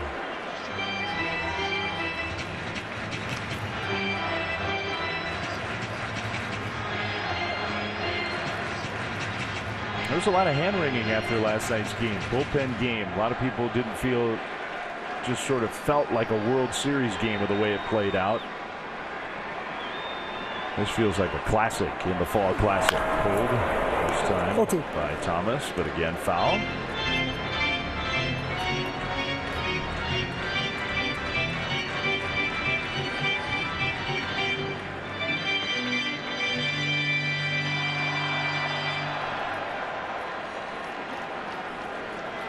Pitch number 89 for Nathan Eovaldi. Thomas, who's grounded out twice tonight, stays alive. I think as you're watching Eovaldi, even as I watch the position players around him, how he handles himself on the mound, almost how he hops off. Like, you can feel his energy. Like, you would love to be playing behind that guy, because you can tell he's putting it all on the line. Here's his 0-2. Chopper and Eovaldi off the mound to field his position. Whoa, it's almost like Lowe was a little late in reacting to that one, but he got to first. No problem.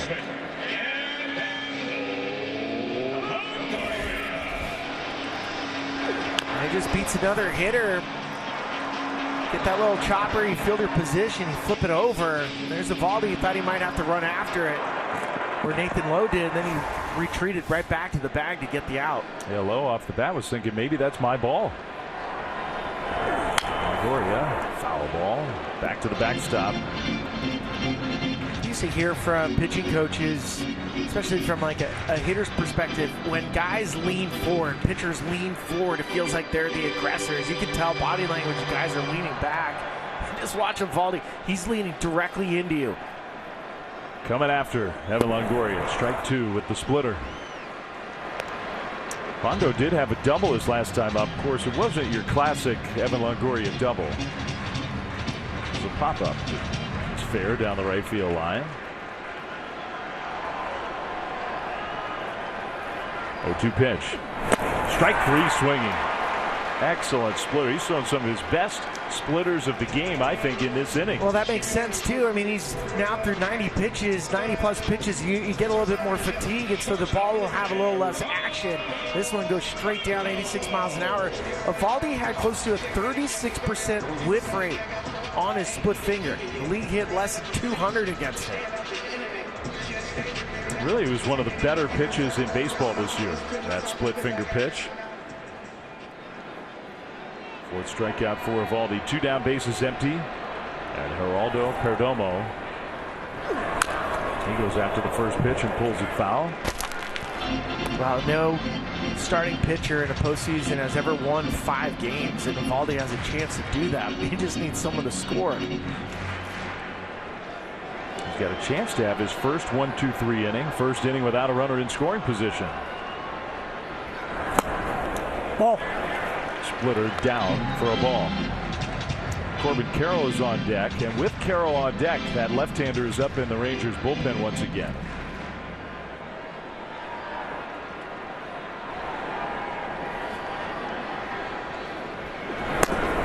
Big curveball, strike 2. Beautiful pitch. It is beautiful because he doesn't throw it too often. Tonight he's thrown it about a handful of times.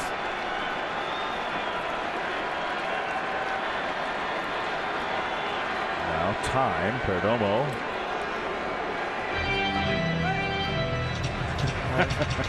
If Eovaldi gets out of this inning unscathed, the Rangers are going to come in hot because they know they have Seager leading off next inning.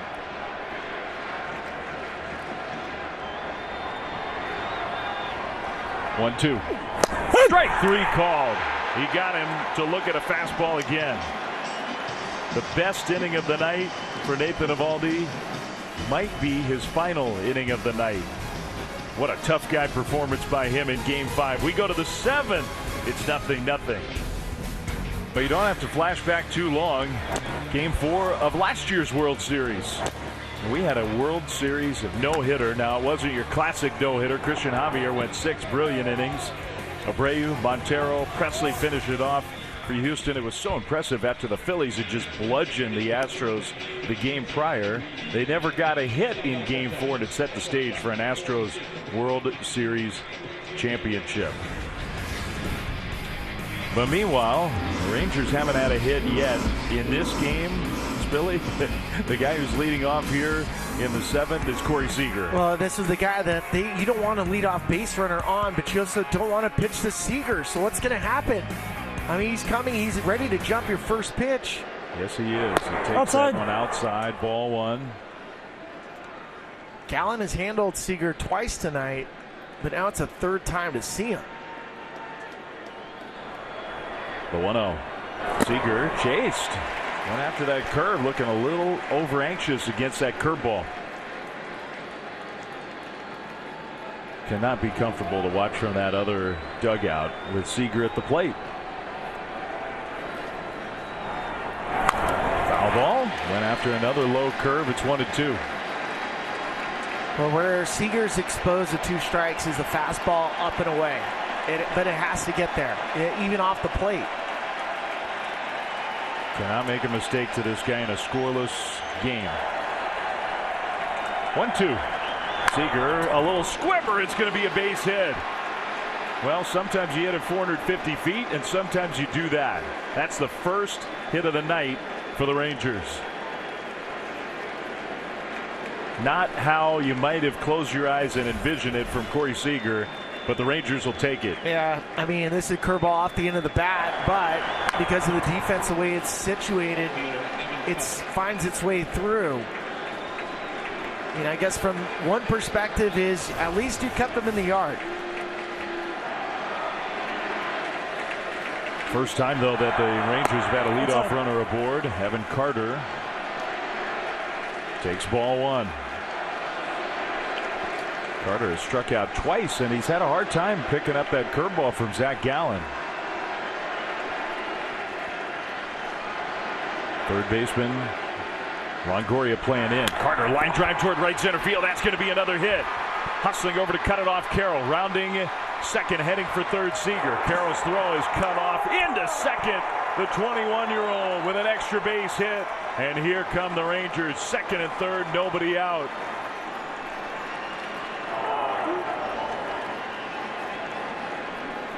And you feel that momentum shift. Eovaldi gets out last inning. You knew Corey Seager was going to lead off, and you had the meat of your order coming up. And there's Evan Carter, just a hanging curveball. Corbin Carroll does a good job getting over there. It could have easily split the gap. And now you have second and third, nobody out.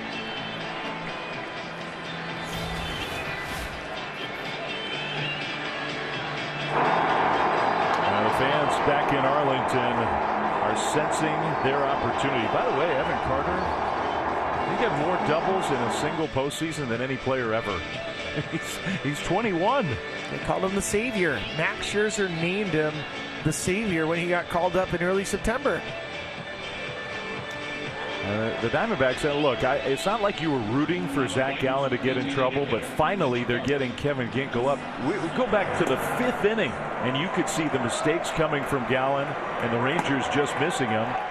But Gallen's out there to face Mitch Garver, who fouls the first pitch straight back. That was a mistake. I mean, that caught a ton of the strike zone, and Garver would like to see that pitch again. And Garver missed a curveball in his last at bat, fifth inning, top of the fifth. And that's one that can leave the yard, that pitch. Garver, hard hit, back up the middle, base hit. Here comes Seager. Carter gets the stop sign as Thomas got to it quickly, so he'll hold. But the Rangers have scored first in Game 5 in the seventh. 3 consecutive hits. It's 1-0 Texas. This is a mistake. Fastball is just up. It's 94, but center cut. And for Mitch Garver, the reaction as he's running to first base, you can imagine what that feels like. This game has been basically for the Diamondbacks trying to punch one across, and it becomes the Rangers, after finally get their first base runners on, they knock it through in their first chance.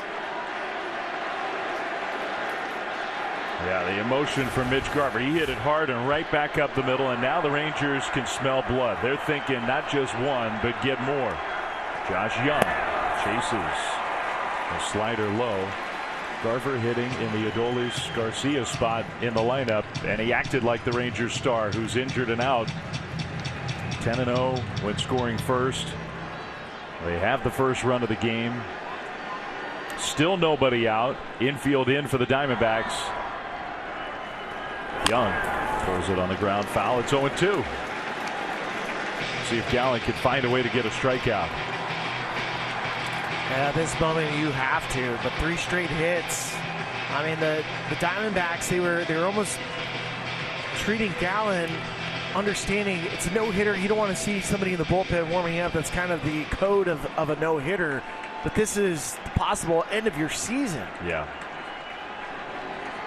Amazing. 1 for 1. They're only a bat with a runner in scoring position. All the frustration on the Diamondback side. Young strikes out swinging. So Gallen did get the big strikeout for the first out here in the seventh. And Torey Lovello grinding it out with his pitching coach, Brent Strom, with Jeff Bannister, the bench coach, trying to decide what to do here. Nathaniel Lowe, and I think we're going to get the pitching change. Kevin Ginkel just started to warm up a few moments ago, but he's ready to go. I mean, Zach Gallen is going to get a big ovation from the Diamondbacks fans. Pitched great in an elimination game in the World Series. He put the Diamondbacks in a position to win, and now, unfortunately for him, he's in a position to lose this game.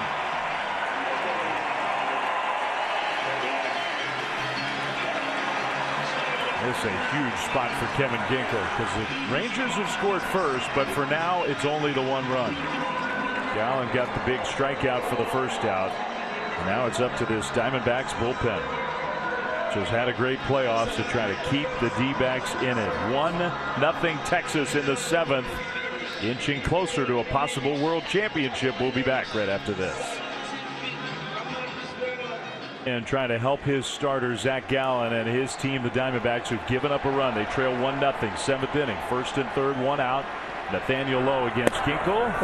He takes a fastball high for ball one. And this is where Ginkel's really good against lefties. Only one hit this postseason to a lefty. There's such a huge run standing at third. Evan Carter is a runner at third. That is called a strike. A little slider. He's got that vertical drop to his slider that makes it such a nasty pitch. Well, basically, from July on, Kevin Ginkel had the nastiest pitch in baseball, which is that vertical drop slider. Here's the 1-1. 2-1. We talked to him today, and we asked him, like, so what clicked for you? Because he's really taken a huge step forward. He said, I'm big, I'm strong, I've got good stuff. I sort of started to stand tall on the mound and think, I'm not easy to hit. That confidence has shined through in the playoffs.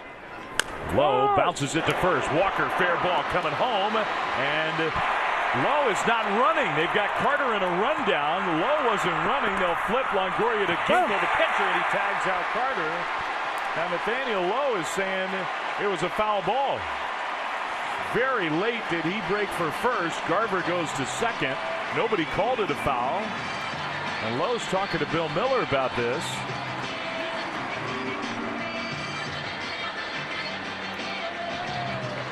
That could have been a disaster for the Rangers. It's out number 2 for the Diamondbacks. Bruce Bochy's coming out, and Bochy is asking for a second with the umpires. And Bill Miller's trying to wave him off the field. Bochy's going, well, wait a minute. I'm not allowed to come out and ask a question? I mean, you figure he's got to be arguing that it hit down off his foot. Because otherwise, what would he be thinking? Well, usually, and that call is made by the home plate umpire because it's in front of first base. So the fair foul call is actually made by Brian Knight.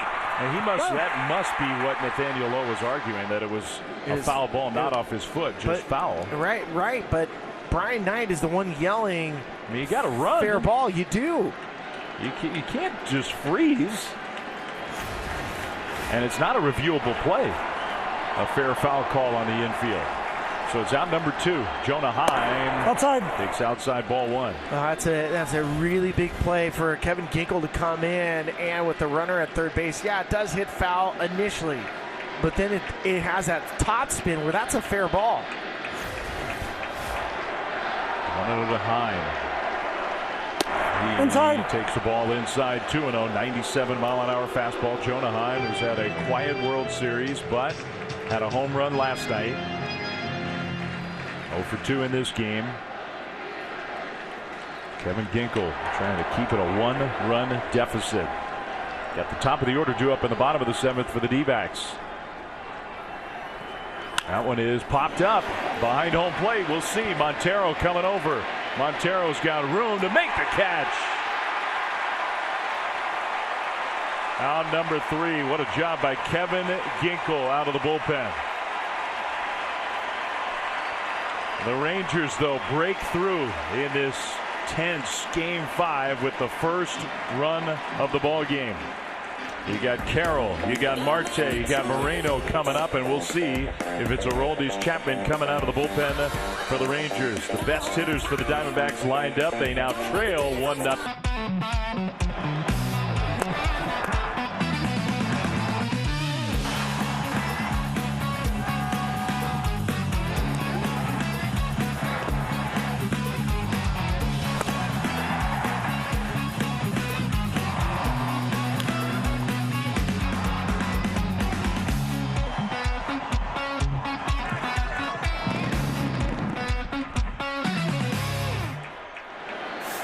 Well, the Texas Rangers now into their bullpen. Aroldis Chapman against Corbin Carroll shows bunt and takes a ball. Man, that fastball was right there, called a ball. Maybe the bunts sort of hid the pitch from the umpire. Chapman, who has been good, not unhittable in this postseason. Pretty good looking pitch, the 1-0. Carroll swings away and hits a little bloop. Carter coming in, and Carter's there to make the catch. It's a huge huge first out in a one-run game to keep Corbin Carroll off the bases, particularly considering Aroldis Chapman's not very good against the running game. Well, now and you're just counting down outs at this point. You had 9 outs to start the 7th inning left to score at least a run, and now you're down to 8. You want to get a leadoff runner on so you can put a little pressure on Aroldis Chapman. Marte turns around to bat right-handed against Chapman. Fastball outside, ball 1. But you also have now in the bullpen, and we've already seen it multiple times, you have Josh Sborz. Sborz going to come in this inning if there's after Gabby Moreno to face Christian Walker. 2-0. Like Bochy sees 3 batters out of Chapman, that's it. Yep. And he'll go straight to Sborz, finish off the inning. Sborz will pitch the 8th. Chapman's 2-0 pitch. Very high at 101. It's 3-0. I think Chapman was in mostly for Carroll, but I mean, you can tell Marte has had a great playoffs. Chapman's 1 pitch away from walking him.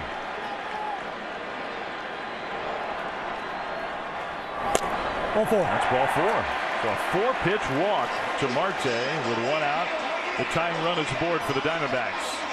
This is where the Diamondbacks lineup, it has a big string of right-handed hitters. So, you know, Bochy chose to go with Chapman here, and Gabby Moreno, he had 352 against lefties. He's much better against lefties than righties. And Marte's really dangerous too, but that's where that walk really hurts. A 4-pitch walk in a 1-run game. Chapman's going to throw over. He's so vulnerable against the running game typically. He's got to do something to try to keep Marte from just taking a free base. Moreno 0 for 2. Rangers just took the lead at the top of this 7th, and now Chapman badly misses again. You and I talked to the great Albert Pujols the other day about Aroldis Chapman, and Pujols said, you know, for as great as he is, you just sometimes think if he could dial it back a little bit. It's 100% max effort every pitch.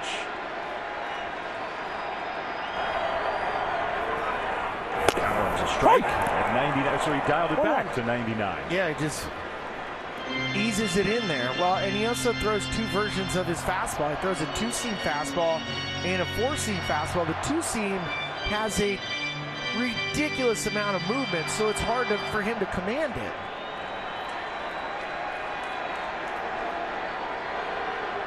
Chapman's 1-1 pitch. Moreno fouls it away. Right down at the knees. That's a good fastball. 1-2. Well, how about Nathan Eovaldi now that he's out of the game? I mean, his numbers are crazy. It also gives you an idea of whiff rate since 2008 with Aroldis Chapman because of the slider, 38%. He's one of the great swing and miss pitchers in the history of the game. 1-2. Moreno strikes out swinging. He got him with 1-0-1, 2 down. And I think you had this read perfectly the whole time. Chapman gets the strikeout. Bruce Bochy climbs the stairs. He had Chapman for 3 hitters. He's got Josh Sborz down there in the bullpen. And he's going to bring Sborz into this game. He just reaches back and blows the doors off. Gabby Moreno. We were hoping for a big night from Moreno, but 0 for 4. He did have the 1 sacrifice bunt. Sborz coming in. 1-0 Rangers, 2 outs in the bottom of the 7th. Innings in baseball. Josh Sborz for the 10th time in this postseason with a runner at first. That's the tying run, 2 down, and Christian Walker is coming up here for the Diamondbacks. So Sborz, the 3rd pitcher of the game. He's a 2-pitch pitcher, 97-mile-an-hour fastball and a nasty curveball. Ball. There's a first pitch slider at 91 that wasn't particularly close. Walker's been on base twice. He's got a hit and a walk. He's been swinging the bat much better the last couple games. They need a big moment from their home run leader. A home run would put the Diamondbacks ahead. in the dirt, and a great block by Heim. Man, another slider, not even close. 2-0.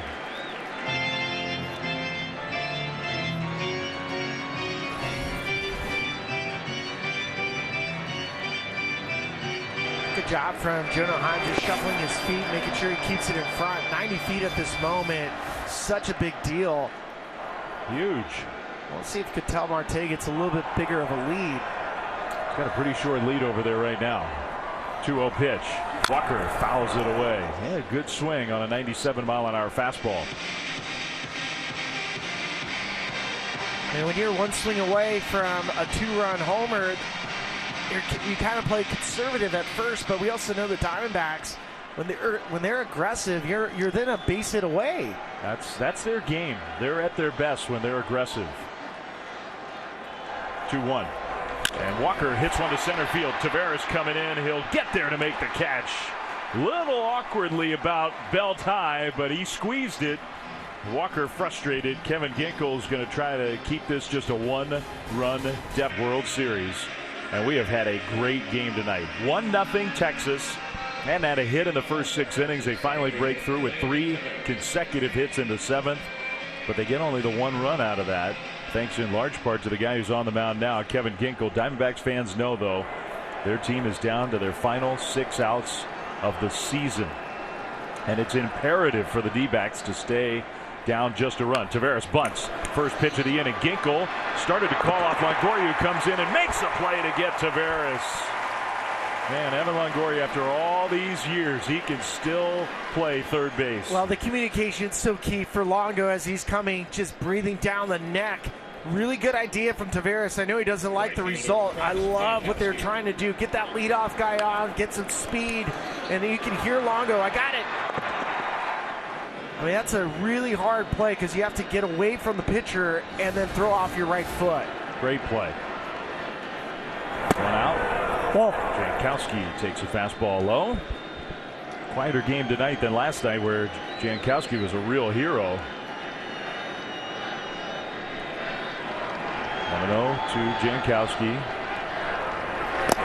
1-0. 3-time Gold Glover Evan Longoria, who played in the World Series back in 2008 and waited all these years to get back. At the end of his career playing for the Diamondbacks. Strike 1 on the outside from Ginkel. Perfect pitch. One more run. If the Rangers can find it, it'll feel like a mountain for the Diamondbacks. That's why what Ginkel did last inning was so huge. Misses to Jankowski. Now the Rangers had a run in, and they had runners at first and third with nobody out. And Ginkel got through it. And I take that back. Gallen got the first out. So they Outside. had that, but Ginkel got only the final 2 outs. This is ball 4 to Jankowski.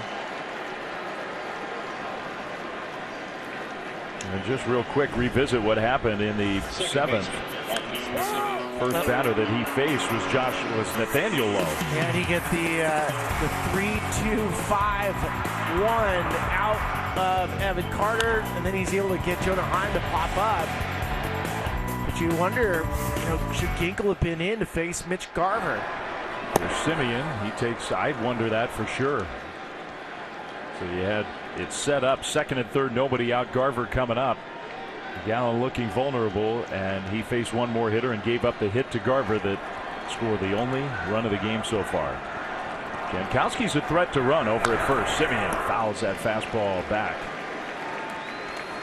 Jankowski, he's probably the best overall base stealer for Texas. He doesn't play all that much, but he stole 19 bases and got caught 1 time this year.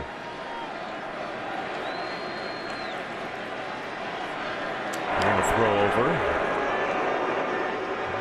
Most of these, not all, I don't want to stereotype, but a lot of these late inning relievers are not focused intently on the run game. Well, as much as I think Jankowski probably could go 90 feet, you have Marcus and Corey Seager. You don't want to run the risk of an out. That one is hit in the right field, base hit for Simeon. Jankowski is going to stop at second. And now the ultimate scenario for the Texas Rangers. Runners on, And Corey Seager coming up, and this will be fascinating to see what the Diamondbacks do with Seager. Well, they're going to call, kind of give a little bit of time to think about it. Sometimes I think the pitching coach will come out and say, what do you want to do? You want to go after him? Do you want to load the bases so we get the force at home? We'll see what Brett Strom has to say. Oh, that was a really good piece of hitting for Marcus Semien. Really a guy that's been struggling all World Series. He's come to life the last 2 games, had 5 RBIs last night, and now he has the most at-bats ever in the history of Major League Baseball in a single season. The damage he's been doing in the postseason, including 3 World Series home runs already. And you just kind of sense this could be the moment. The Texas Rangers might be one swing of the bat away from putting both hands on that World Series trophy right here. Yeah, it does feel like the game is hinging on this at bat. Seager, a notorious and extremely effective first pitch swinger. 2 on, 1 out, 1 run. Rangers lead 8th inning. He goes after the first pitch, which was not a strike. He still had a healthy hack. Strike 1. You got to remember, he's 6'4", so he has long levers, and the plate is bigger for him. Even though he can make it a postage stamp, he stays well within the strike zone. He can reach. There's the 0-1. Seager goes it foul, and Ginkel with a couple of sliders is ahead of the count 0-2. Go back to what you said a minute ago. Even just 1 extra run for Texas is going to loom so large here.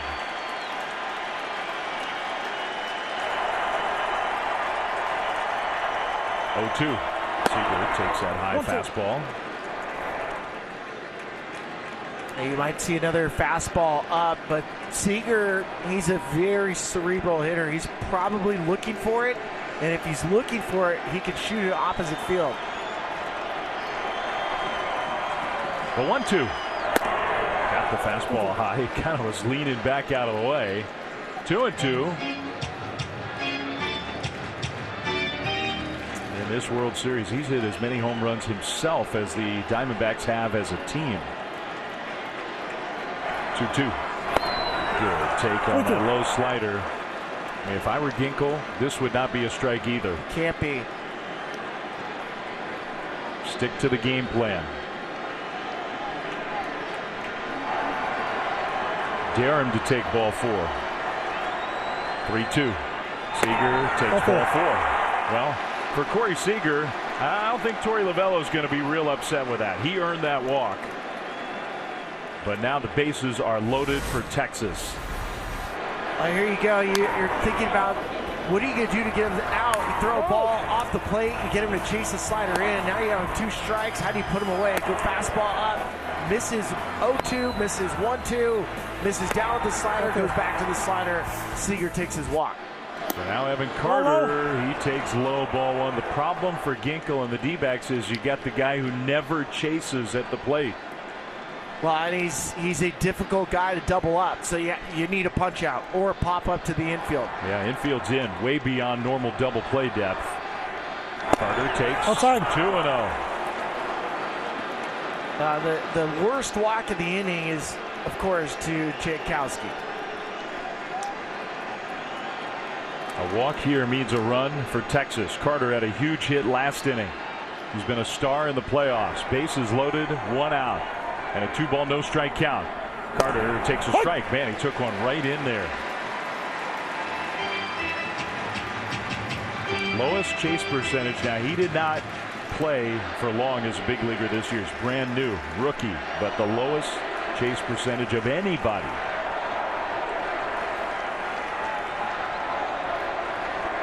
And a strike 2, another fastball. The closer for the Diamondbacks is up, Paul Sewald.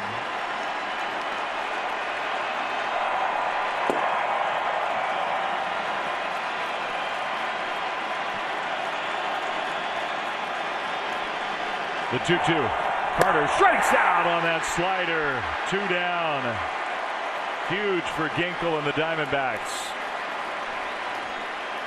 Dave, that's pitching with supreme confidence for Kevin Ginkel. I mean, you're down 2-0, and you really have your back up against the wall at bases loaded. There's no margin for error. He throws 2 fastballs that Carter probably could have hit, and then he goes to the slider, the wipeout. Carter takes low. I think Carter is going to look back on those 2 fastballs, even ahead 2-0, where you sort of figure maybe take a strike in a pressure spot. Those were the pitches to hit.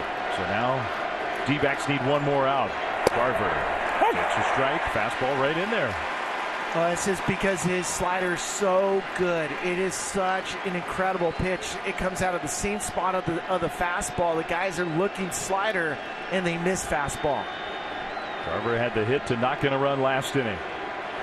He swings here and fouls it back. Another fastball out over the plate, and now you kind of think you know what's coming. Well, he has 2 shots at it, and you're hoping Gabby Moreno, if he gets one in the dirt, he cannot have what happened last night. He cannot have a pass ball.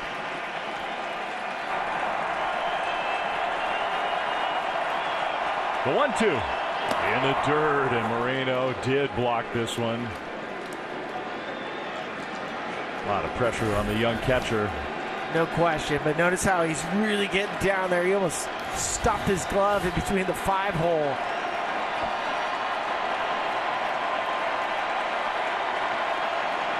Ginkel having a hard time hearing the pitch come. He got the pitch he wanted. 2-2. Carver breaks his back, slow roller to short. Perdomo has it. He'll throw to first in plenty of time for out number 3. And Kevin Ginkel, the emotion pours out for the right-hander. He got through it to keep the Diamondbacks in this game. Whew. Big time stressful situation. Rangers had a great opportunity there, but they do not score. The Diamondbacks, Billy, he's had a great World Series.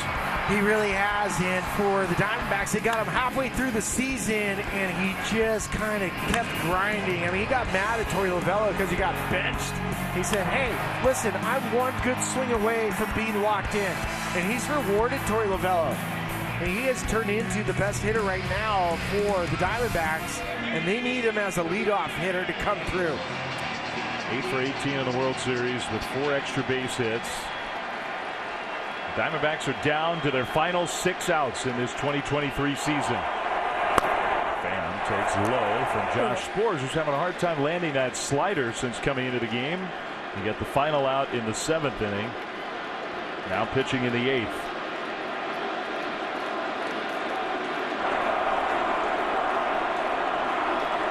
Bam takes very high. Another slider, just not close. This was just before this inning started. He's had a lot of time. He's been the DH, so I mean, this game has been such a roller coaster of emotions. Maybe one of the most intense players in big league baseball. Close again, 3-0. Well, I want to point out, too, from last night, being able to get Jose Leclerc into the game, just the way that this inning sets up, means the top of the lineup will see Leclerc again if it's the 9th inning and no runs have been pushed across. Strike to Pham, who thought it might have been ball 4. That's a good point. It's got to be driving Bruce Bochy a little nuts over in that dugout. The walks. 6 walks already given up in the game. Sborz 3-1. Pham, foul ball 3-2. Sborz has come back from 3-0 to get the count full. It's even watching Ginkel. I mean, these guys, these late inning relievers, they are so hard to hit. Pham strikes out swinging. Now that's the guy who's been their best hitter in the World Series. Ahead of the count 3-0, and Sborz comes back to get him. Well, they might have 6 walks tonight, but they also have 7 punch-outs of the Diamondbacks.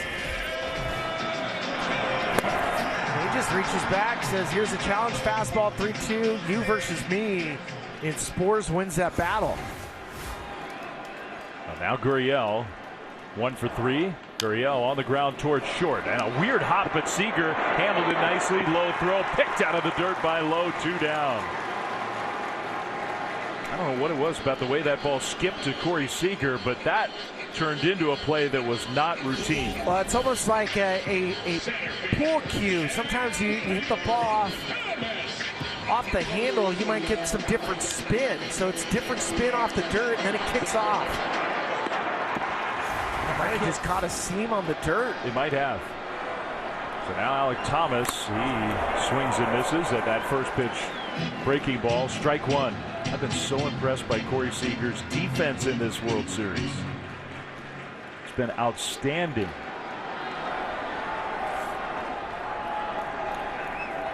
Thomas right back up the middle. And that's a base hit for Thomas. He almost took Spores out. Now Thomas is aboard for the first time, and he has the speed to try to steal his way into scoring position. Well, I guess this is fitting too. Josh Spores is finally going to face a teammate of his in Pavin Smith, who's coming up. They played college baseball together. They won a national championship together. And Pavin Smith in 3 consecutive games, he has been announced to pinch hit, but Bochy's made a move to bring in somebody else, and then Pavin doesn't get to hit. Tonight he's hitting. How about this spot for your first career World Series at bat? Well, at least it comes off of somebody you're familiar with.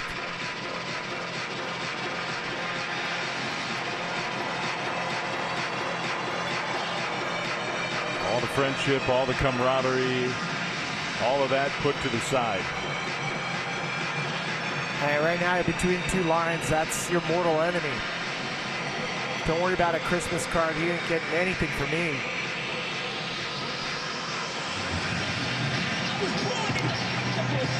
He did get an at-bat in Game 7 of the NLCS. He hasn't had a lot of success in the postseason overall, but as a pinch hitter, he has. He's 2 for 3 with a walk in the playoffs as a pinch hitter. And I will be interested to see if the Diamondbacks let Alec Thomas try to steal his way into scoring position. There is the closer, Leclerc, getting up.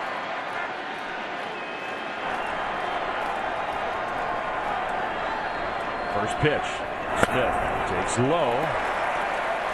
Ball 1. Well, Pavin does handle the pitches down, so anything down and into him, which negates Spores' curveball. So he's vulnerable up.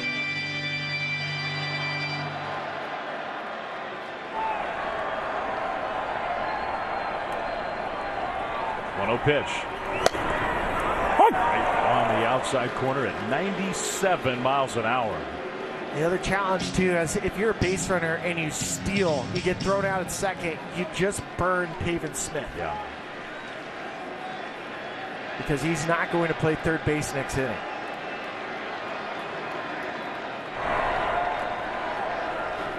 Foul back. He had a pretty good swing on a high fastball. 1-2. Well, you want to fire a swing just to get your timing in, so he fired it.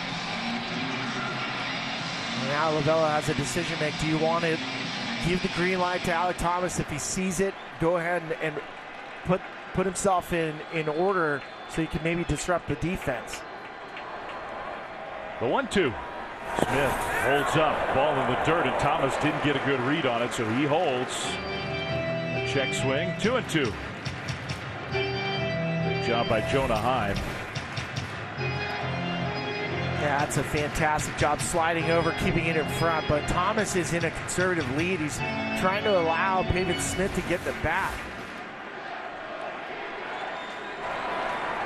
1-run game, bottom of the 8th.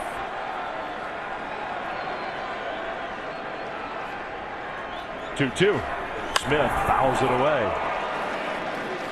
For a guy who hasn't had an at-bat all World Series, and so you combine the off days to get ready for the series, and then as long as it stretches out, he looks ready to hit. Now Spores will step off after Smith asks for time.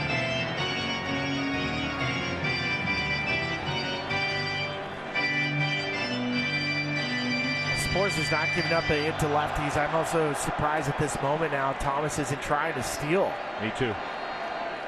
The 2-2. Strike 3 called. Absolutely perfect breaking ball. Wrapped it around the outside corner. And now the Rangers are 3 outs away from a World Series championship. That pitch was unhittable. Unhittable. Backdoor curveball, exactly where he wants it. Still, nobody this postseason left-handed has had a hit off Josh Sborz. Not even his friend and former teammate. So we'll go to the 9th inning in Game 5 with the Rangers leading 1-0. It's been a classic Game 5 of this 2023 World Series. Emmanuel Rivera takes over at third after the Diamondbacks used a pinch hitter for Longoria. And the D-backs closer, despite Arizona down 1-0, Paul Sewald on the mound for his 10th appearance of this postseason. He's been almost perfect Game 1 of this series, though. The one time when Corey Seager got him, one of the biggest swings of this entire series.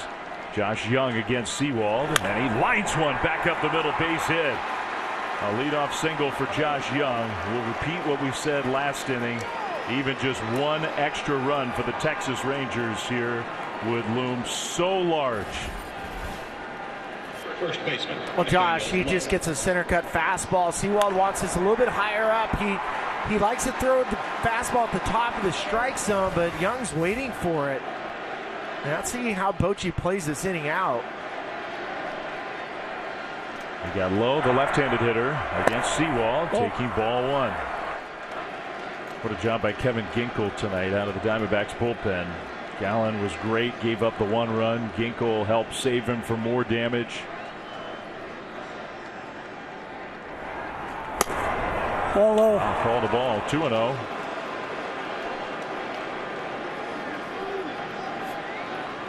I think for the most part, Brian Knight's had a really good night behind home plate, calling balls and strikes. If anything, though, he has been a little tight.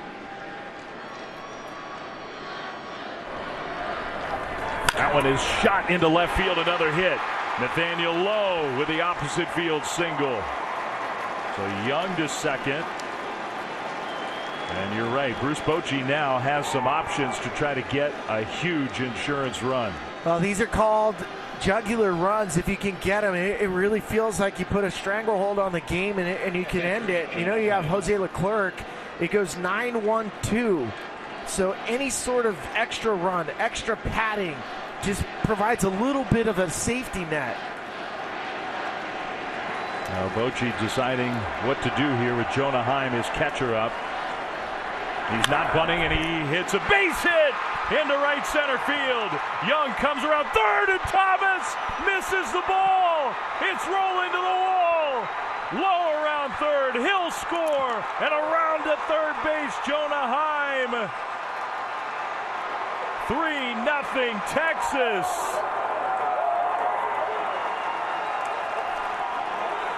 One of the great defensive players in the game makes a huge mistake. And Rangers fans can feel it, they can smell it, they can taste it. I mean, there's no question, that's the dagger. It feels like a dagger. Just huge. Bochy, no bunt.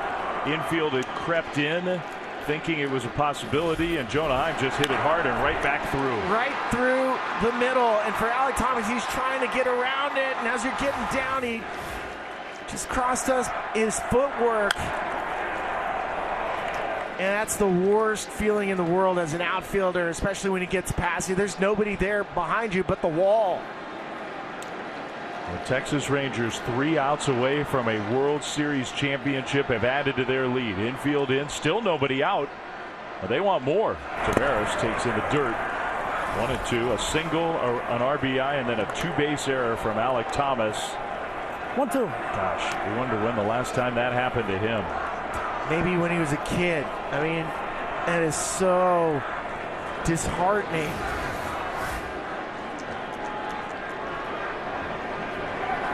Tavares, foul tip, strike 3. That's a big first out for Sewald, now in just desperation mode. You said it a minute ago, the big hitters are lined up in the bottom of the 9th inning. You got Perdomo, sort of like the second leadoff guy, and then Carroll and Marte. You got a closer who might be going on fumes for Texas, who's going to be coming in.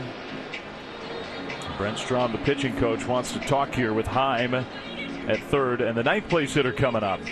Well, it doesn't feel like Jankowski, this is any sort of sacrifice, like a safety bunt, just because you have the open side. When you're a left-handed hitter, when it's open down to third baseline, you can get the back pick from Gabby Moreno. So they can see it coming. This is more, hey, Jankowski's a really good contact hitter. Now what? After a mound visit, there was something out in front of home plate. Maybe the pitch comm thing fell off the shin guard. Looks like it.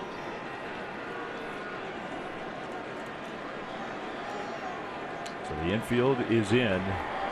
Diamondbacks can't allow any more.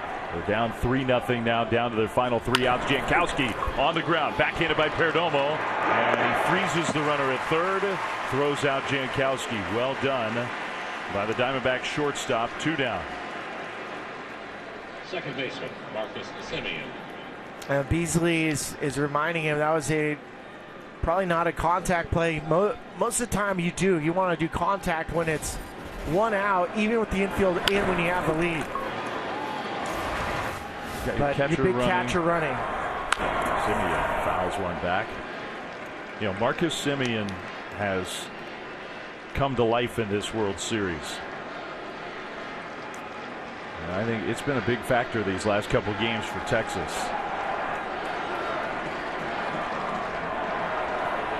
That one is hit to left field and deep. Gurriel chasing. It is gone! Marcus Semien!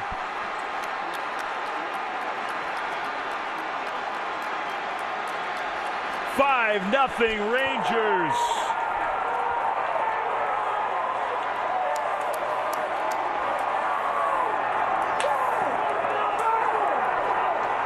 The guy who was brought to Arlington, Texas to get the whole turnaround going.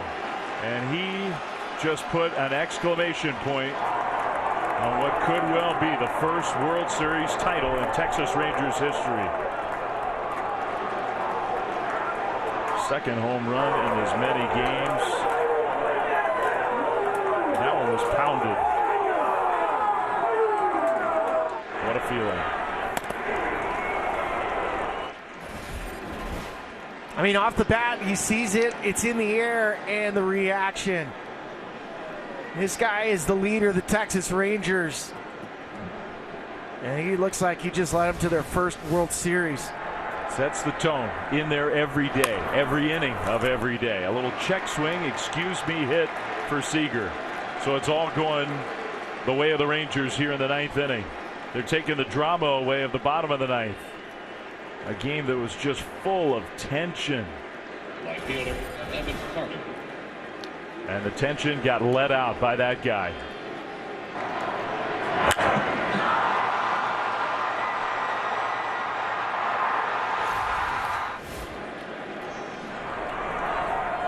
How can you not admire him? Never wants to be out of the lineup. Wants to play every day.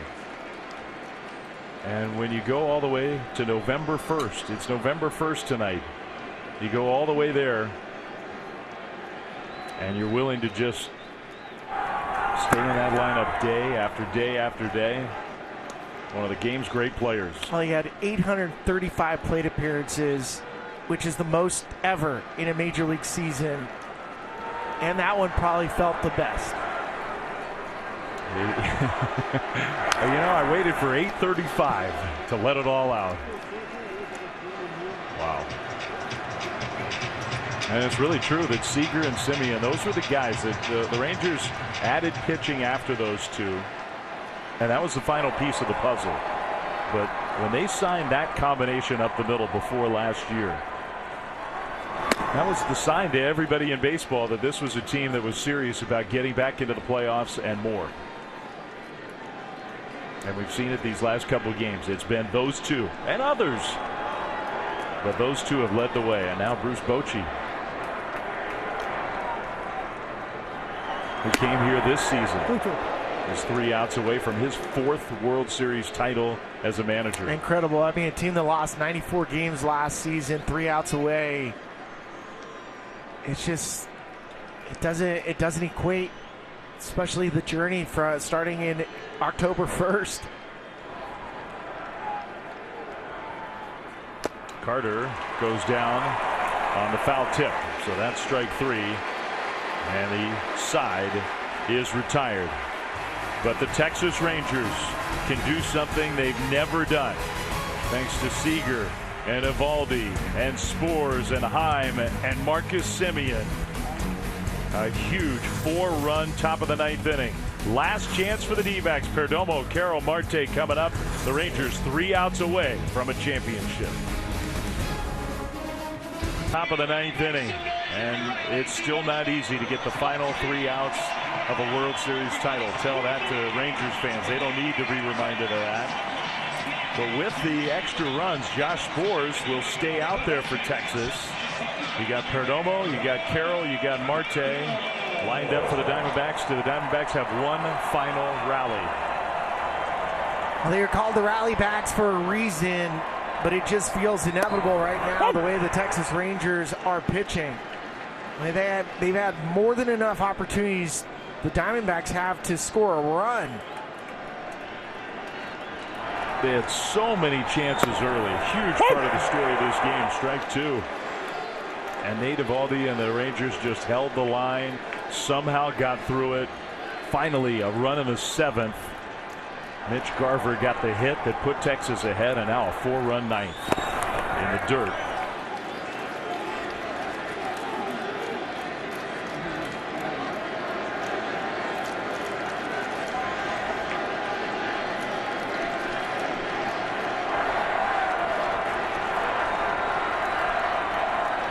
The 1-2.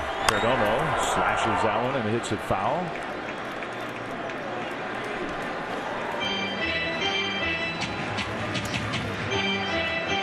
There are 6 franchises, Spilly, in Major League Baseball that have never won a World Series championship.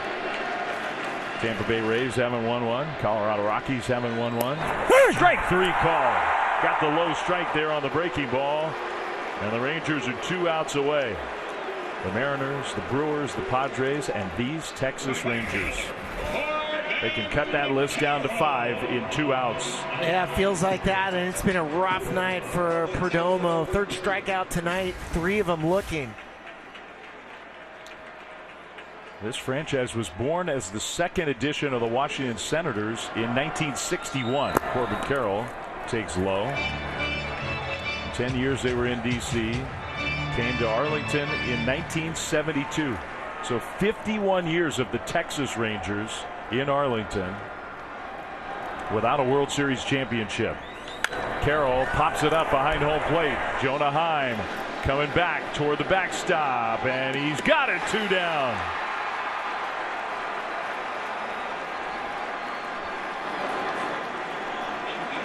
One out away. Well, more than anything, you want a no drama 9th inning, and it's what it's starting to feel like. Josh Spores, who's from Washington, D.C., with a chance now, and you think about what he's done this postseason to be in this moment. Del Marte takes one that Heim just kind of missed. Call the ball. Rangers ready to explode. So the kid from D.C., the place where this franchise started all those years ago, they've had a long wait to get to this point. On the brink, Marte. You good? Yep, I'm good. Nope, I'm good. Nope. Brian Knight says he's all right. Now we got a piece of the home plate umpire who definitely does not want to delay the game with 2 outs in the bottom of the 9th of a potential deciding game in the World Series. The stoic look of Corey Seager. He's not going to celebrate early. 1-1. Strike 2. Diamondbacks down to their final strike.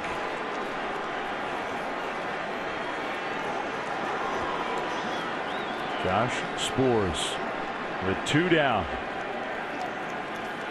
Here's his 1-2 pitch. Marte takes the ball. The infielders of the Rangers were all dancing towards each other. Josh Young and Corey Seager, Marcus Semien were trying to get ready to celebrate. Just one more pitch. The 2-2. Marte, strike three called. And the Texas Rangers are World Series champions.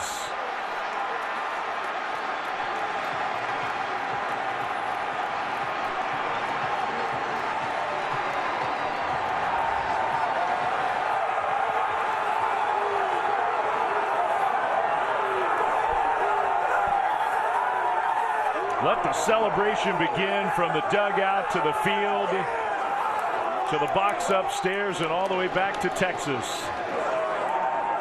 Their first World Series championship in franchise history. And what a game tonight to get it done. Semien and Seager leading the way. That was incredible. This is the best team in the American League West for more days than any other team. They had the rug pulled out from under them at the end of the season, and then they ran the gauntlet through the postseason. They had to beat the Tampa Bay Rays. They had to beat the Baltimore Orioles. They had to slay the dragon of the Houston Astros, and then they took down the Arizona Diamondbacks. What they accomplished with Bruce Bochy, with the talent that they had the last month, is probably one of the more incredible runs we have seen from a major league team, from that feeling of just getting her soul crushed at the end of the season to the elation being the last team standing. And since you mentioned Bruce Bochy, there he is. Joe McCarthy, Casey Stengel, Connie Mack, Walter Alston, Joe Torre, and now Bruce Bochy, the only managers in history with 4 World Series championships. His first year in Texas, he came out of retirement. And his Rangers win 11 in a row on the road in these playoffs. Only fitting that they clinched away from home. The greatest road team in playoff history.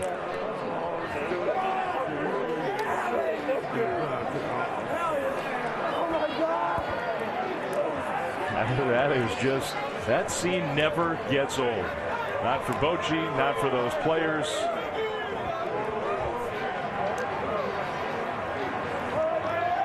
And Texas Rangers fans, you think back to more than a decade ago. They got to the World Series in 2010. Bochy, on this date, all those years ago, clinched the World Series over Texas. The front office celebrating in the box. Champagne's already out up there. Bochy going to start to do the round of post-game interviews. That big smile on his face. Max Scherzer, part of this team. Here's the final pitch. He clinched it.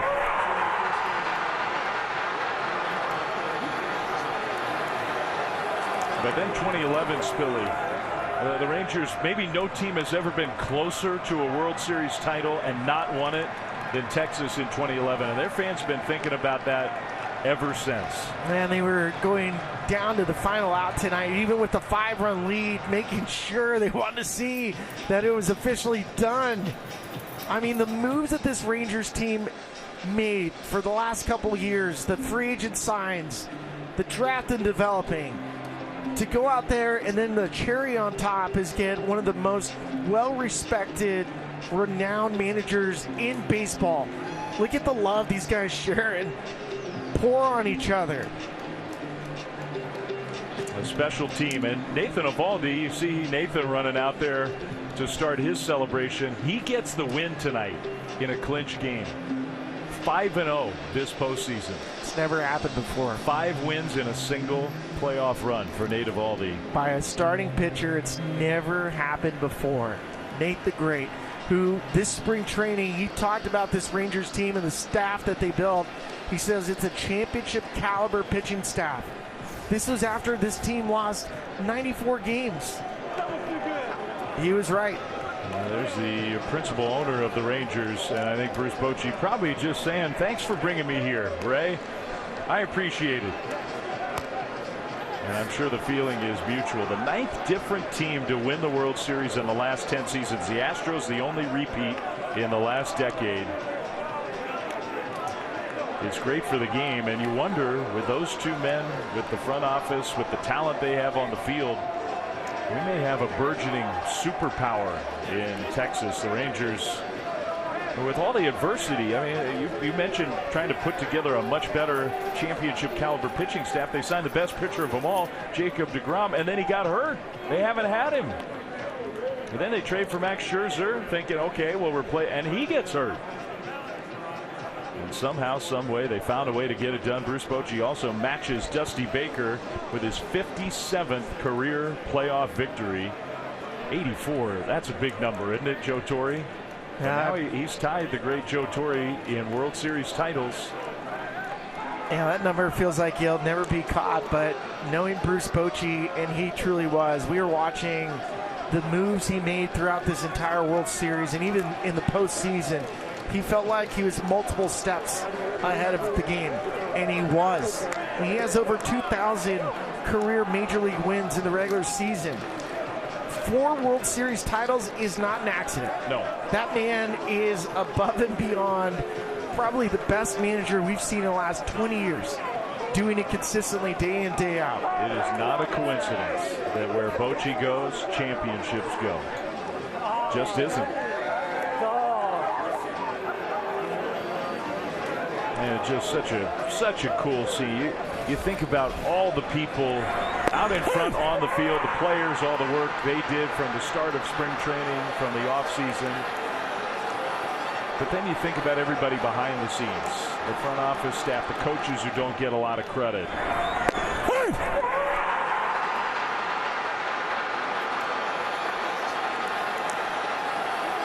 And those reactions are for the folks with the smiles on the face and everybody who had a part in this World Championship.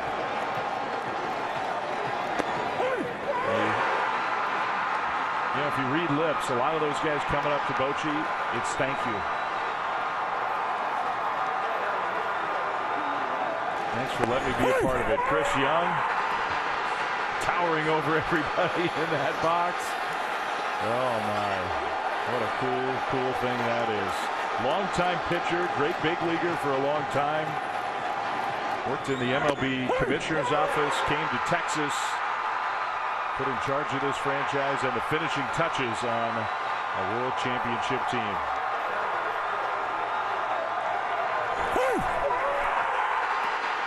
Wouldn't have done it with that kid, I don't think. The senior. Evan Carter was in the minor leagues in August.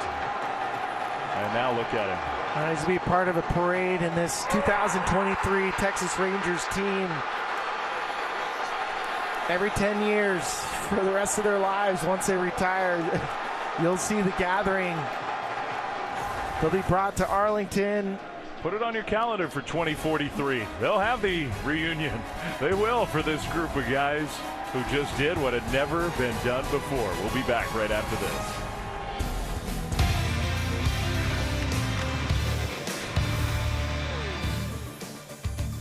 Retired life is good, but winning a World Series, a 4th for Bruce Bochy, I think he made the right decision. Without a doubt. Welcome to Sportsnet Central. He's Tim. I'm Ivanka. We have so mumuch more coming up from Arizona, where the Rangers have clinched their very first World Series in franchise history, and the Road Warriors do it again. Yeah, 11-0 on the road in the postseason. Seems unreal. I guess we shouldn't be surprised that they win the World Series, given the road that they took on all comers, right? Yeah. Top 2 teams in the American League. They get the Rays, they get the O's, then they get the defending champion Houston Astros in the ALCS. They basically took on anyone that came their way. Just like Brad Fay, Justin Morneau, and Caleb Joseph, who take it over with our post-game edition of Game 5 of the World Series. Thank you very much. To add to that stat of 11-0 on the road, they were 2-4 at home. So we're kind of joking that team sees its franchise finally break through and win a World Series. Only got to see them win twice at home. We won't go anywhere before we talk about Bruce Bochy, because one of the things you guys both said when you walked in here tonight, pregame, you said that's one of the guys I would have loved to have played for. This is a miracle worker. 6 straight losing seasons, walks in and they win the World Series. Why'd you say you'd like to play for this guy? I think you just watch him work. You watch what he does. I mean, he goes about his business, such a professional, His players respect him. He's won. I think it's easy to look at that and you gravitate towards that. But I mean, he's one of those managers you say, I could learn something from being around this guy. The way he handles every situation, the way he sort of slows the game down, the way he seems to get the most out of all of his players, the way he gets everyone involved, everyone feels like they're a part of it. He's just so good at bringing everybody in, making them buy in and making them believe that they're part of a winner. And he's proven that he knows how to manage a winner. Caleb? Yeah, Bruce. You know him a little bit. Yeah, I had a round of golf with Bruce Bochy months before he signed on with the Texas Rangers, and he said, look, it's got to be the perfect scenario. And what I think he was alluding to is he's not going to be somebody's pawn, and he's going to run the team the way that he wants to run it. He's obviously going to use all of the information available at his disposal like he has in years past, but he's got a really good pulse on his team. And this team, the Texas Rangers, they went through massive ups and downs. They went through 7-game winning streaks, 7-game losing streaks consecutively. They rode the roller coaster, and when you have a veteran guy back there that has been there and done it, and he isn't wavering at all, a lot of times your team will take on that type of mantra. And you just saw this team just slow and steady, and they just kept rising and rising and rising. A lot of that has to do with their manager at the helm, that he didn't waver one bit, and the team just kept it right at even keel. Yeah, I think there was a knock as well during the year. They said, well, he had the benefit of that bullpen in San Francisco, and he had the benefit of being able to not be limited by the 3-batter minimum and all these things, and that was the knock. Oh, he doesn't know how to manage this Texas bullpen with these rules, and he doesn't have the same weapons available. And then all of a sudden, the strength in their postseason run turned in to the pitching, and then how he managed the bullpen. They don't win without the way he navigated all the outs they had to get. And I think it's just a testament to how good he is as a manager and how he understands his players and what everyone does well and who he can put into these high pressure situations. This one, the fourth, puts it over the top as he moves ever higher up the ladder when it comes to all-time World Series titles. And consider this, he's the third to get one in both leagues, joining great Sparky Anderson and Tony La Russa. Let's go to Ken Rosenthal, standing by with World Series champion Marcus Semien. We're here with Marcus Semien. Marcus, you've had a long, distinguished career, and now you are a World Series champion. What do those words mean to you? It's just emotional. Everything I've ever worked for is for this moment. Kind of a crazy game. You're getting no hit till 6 or whatever it was. Gallen was unbelievable tonight, but we came through. Once Corey got the first hit, everybody kind of woke up. Pitching was unbelievable. Eovaldi, Spores, Chappie. We didn't use the clerk. Spores closed it out, and just unbelievable feeling. Your home run, circling the bases, Marcus, you showed more emotion than you usually show. What was going through your mind? I mean, this is the biggest moment. The World Series. To put up 4 runs in the 8th inning, be up 5-0 going into the 9th inning after we being no hit. Just felt so good. Just looked over at the bench, screamed. It's just an unbelievable feeling. I know I keep saying that word, but just to run the bases knowing that we're that much closer felt great. Marcus, congratulations. Thank you. Great for Marcus Semien to finish up like he did, because he struggled early in the postseason, then to finish with a bang. But this is what the Texas Rangers did, and all the talk of the $500 million a couple of years ago, and then they add Jacob deGrom to that list. Then you combine that, Justin, with the combination of Josh Young and Evan Carter being ahead of schedule. It's a perfect storm. Bruce Bochy is the one who came in and pulled the strings, but this team came together all at the right time. Yeah, we saw a lot of teams invest. We saw San Diego fail. We saw the Mets fail. We saw the Yankees with a high payroll fail. We saw the Dodgers get knocked out of the playoffs. And you look at it, it doesn't always work, but this is a copycat league, and our team's going to look at this and say, well, it worked for Texas. We've gone through a rebuild. We've lost 100-plus games. We believe in our minor league system. Who's available that we can go and use as an example to show our young players when they come to the big leagues, hey, this is what it looks like when it's done right. These two guys are perfect examples. You want to follow these guys in Semien and Seager. I mean, they go about their business. They're professionals. They've been there and done that. So it's easy to follow these guys and trust them. Is it going to speed up some of these teams? Or, a lot of these teams we see, they bring their players up and they let them lose 100 games a couple times, and then they try and let them figure it out at the big league level. I don't think that's always beneficial, because you can become accustomed to losing. I think it can become a habit. They didn't want to go through this extended of 100-plus lost seasons in a row, so they bring these guys in, and it's paid off with a World Series title. They moved from Washington, D.C. to Arlington, Texas in 1972, and finally the wait is over. We're going to take you to Chase Field for a trophy presentation as the Texas Rangers are crowned world champions. Well, the Rangers back show up late. They get 4 runs in the 9th inning. They put up a shutout in the clinching game of the World Series. 2 years after losing more than 100 games, they join this company, the 1914 Braves and the Miracle Mets, the only teams to win the World Series 2 years removed from 100 losses. Incredible stuff. Quite a celebration they're going to have. Down in the middle of it, our guy, Kevin Burkhardt. Joe, thanks very much. Here with Commissioner Rob Manfred. And ladies and gentlemen, for the first time ever, your world champion, Texas Rangers.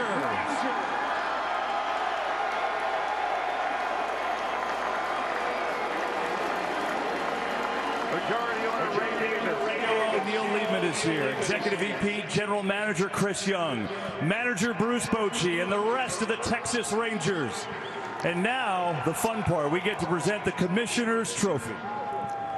63 years is a long time to wait, but the Texas Rangers are World Series champions. It's my distinct pleasure to present the Commissioner's Trophy to Ray Davis, Neil Liebman, and Chris Young.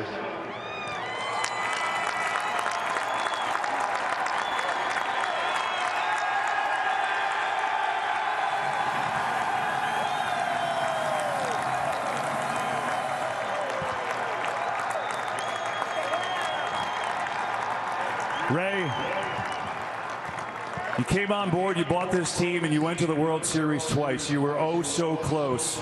You had to wait a little bit, but how good does that wait feel right now? You know, this franchise has waited 63 years to pick up that trophy.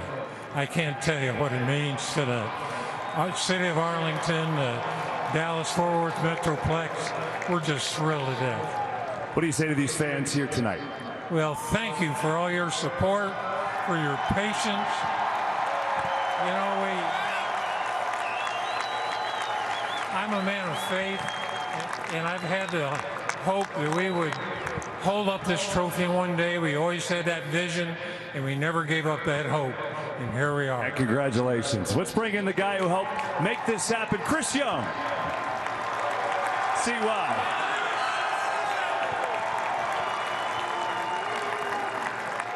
Boy, am I happy for you. You come home, you're born and raised in Dallas, grew up there, you became an athlete there in Dallas, and you took this job for this exact reason, to bring this trophy home. Tell me how it all unfolded. Well, Kevin, I got to start by congratulating the Arizona Diamondbacks. It's a classy organization. They have tremendous leadership, and Mike, Torrey, their front office, it's a tremendous organization. They deserve a ton of credit for a great season. Secondly, I want to give credit to our entire organization, starting with our ownership, Ray and Neil, a good friend and mentor, John Daniels, who started this and set out the vision. Our players, they did this. They have this trophy, but we have this trophy because of them. They made this happen. They deserve this. I love them all. Bruce Bochy, unbelievable. What a Hall of Fame manager. Came back and led us to this. And of course, most importantly, our fans. They've waited a long time for this. The wait is over. They deserve this. Thank you. Congrats, T.Y.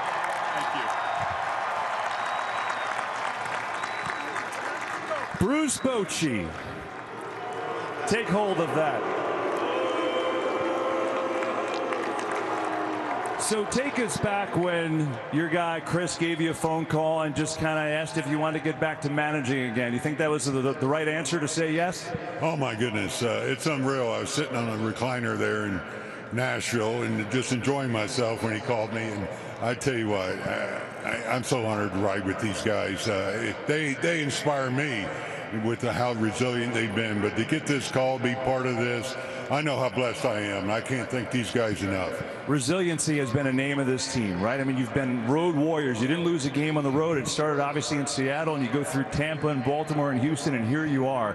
How did you manage to play so great on the road this entire postseason? Man, I tell you, it's amazing how they came together. And I go back to Seattle. We lost a tough game there, the last game, trying to win this division, and they could have got down. They went in Tampa, put that beside them, and just got after it. And it's incredible to do what they did, and it's what we talked about, how tough a group this is, how resilient they are. Again, they inspired me. Thank you, guys.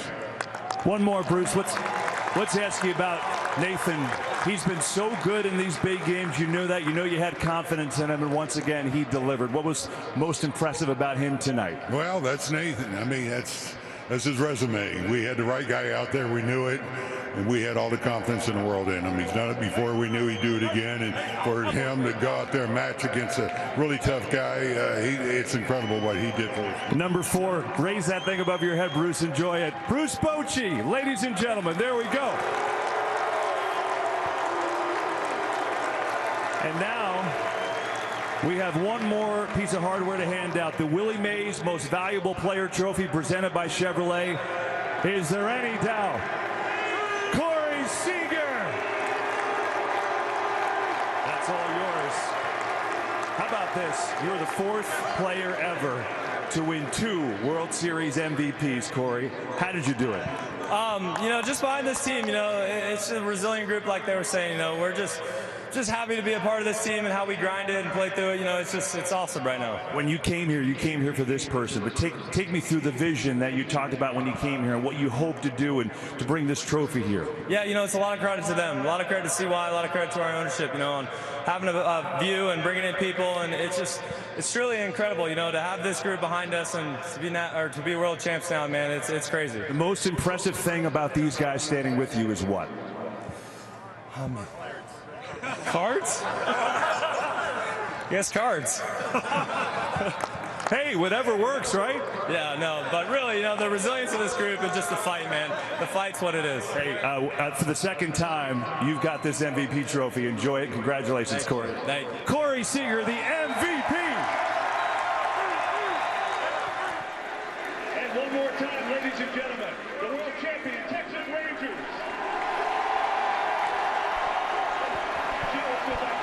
All right, so thanks to Kevin, to Corey, to Bruce Bochy, to everybody down there. The celebration has only just started, Ryan Spilborghs. And Corey Seager, historic stuff. And for Simeon and Seager, to me, all the other stuff, even including Bruce Bochy, was sort of the finishing touch on this championship team. Those two guys get a huge amount of credit. Oh, they have to. I mean, it was probably one of the better 1-2 punches in baseball when you consider you had a 30 home run leadoff hitter with almost 100 RBIs, and then you have number 2 on the MVP most likely, and Corey Seager, who's going to finish right behind Shohei. You have a Hall of Fame, future Hall of Fame manager. I love the story. He was on the recliner in Nashville, just waiting for a team like this, and then he led them to what every kid dreams about. Every kid that's ever put on a baseball uniform, they could imagine themselves on that stage, what it would feel like to win as a group. A pretty nice recliner, by the way, I'm guessing, in Nashville, Tennessee for Bruce Bochy. Spilly, it's been great to be with you. I know you always dream of like a 7-game, bottom of the 9th inning World Series, but we had a lot of dramatics in this one. Walk-off home run in Game 1, and really, until the very end, an incredible Game 5 tonight. We had 2 instant classics. We loved our crew that we worked with, that we traveled with. It was an absolute honor and pleasure to be on a World Series call with you, Flem. It was great. We loved it, and then the result of this was truly magical for the team and the run that the 2023 Rangers had. You got to see a team win a World Series that had never done it before. Born in 1961, that's a long time ago, 63 years, and here they are, World Series champions. So the Texas Rangers get it done in Game 5 here in Arizona. 5-0 final score. Ryan Spilborghs, my partner, and that crew he was talking about, our producer Chris Pfeiffer, our director Jason Lobb. Just a great group of people. Dave Fleming saying goodnight from Chase Field here in Phoenix. Thanks for watching Major League Baseball International special presentation of the 2023 World Series. And the 2023 World Series in Arlington, Texas gets going. See a line drive base hit left field. It's 2-0. And that's going to get down, and it's going to get by Taveras. Snakes alive.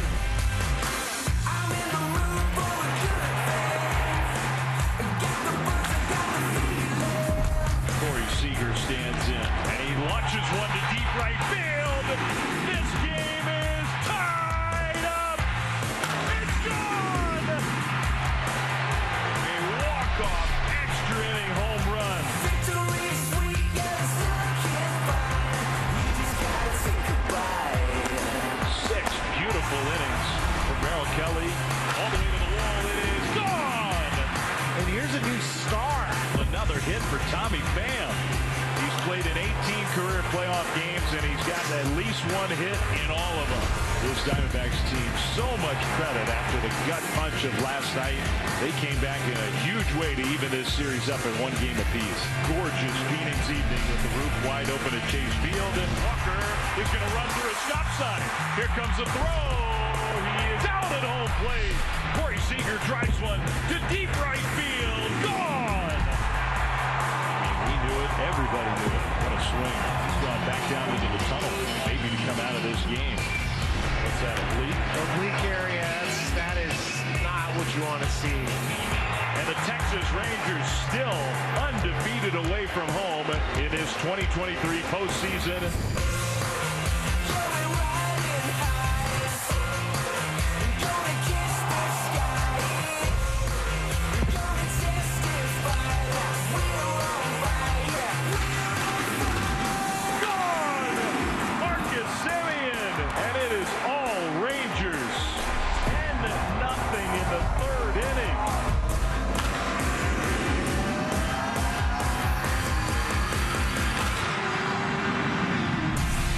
They are 1 victory away now from their franchise's first World Series championship.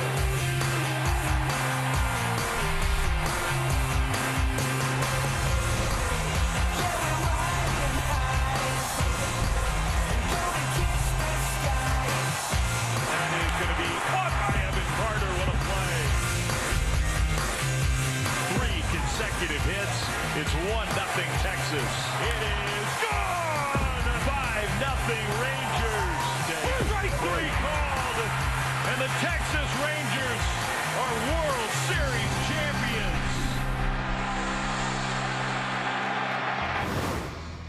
Well, it's Corey Seager joining some illustrious company, and he's the only one on that great list to do it in either league. He was with the Dodgers in 2020, and kind of funny that that World Series was played in Texas at his now home park because of the COVID situation, but really a no-brainer. Throughout these playoffs, he kept delivering. And Justin, you talk about Game 1, he hits the home run off the fastball. Game 3, he hits it off the changeup. And then last night, he hits it off the slider.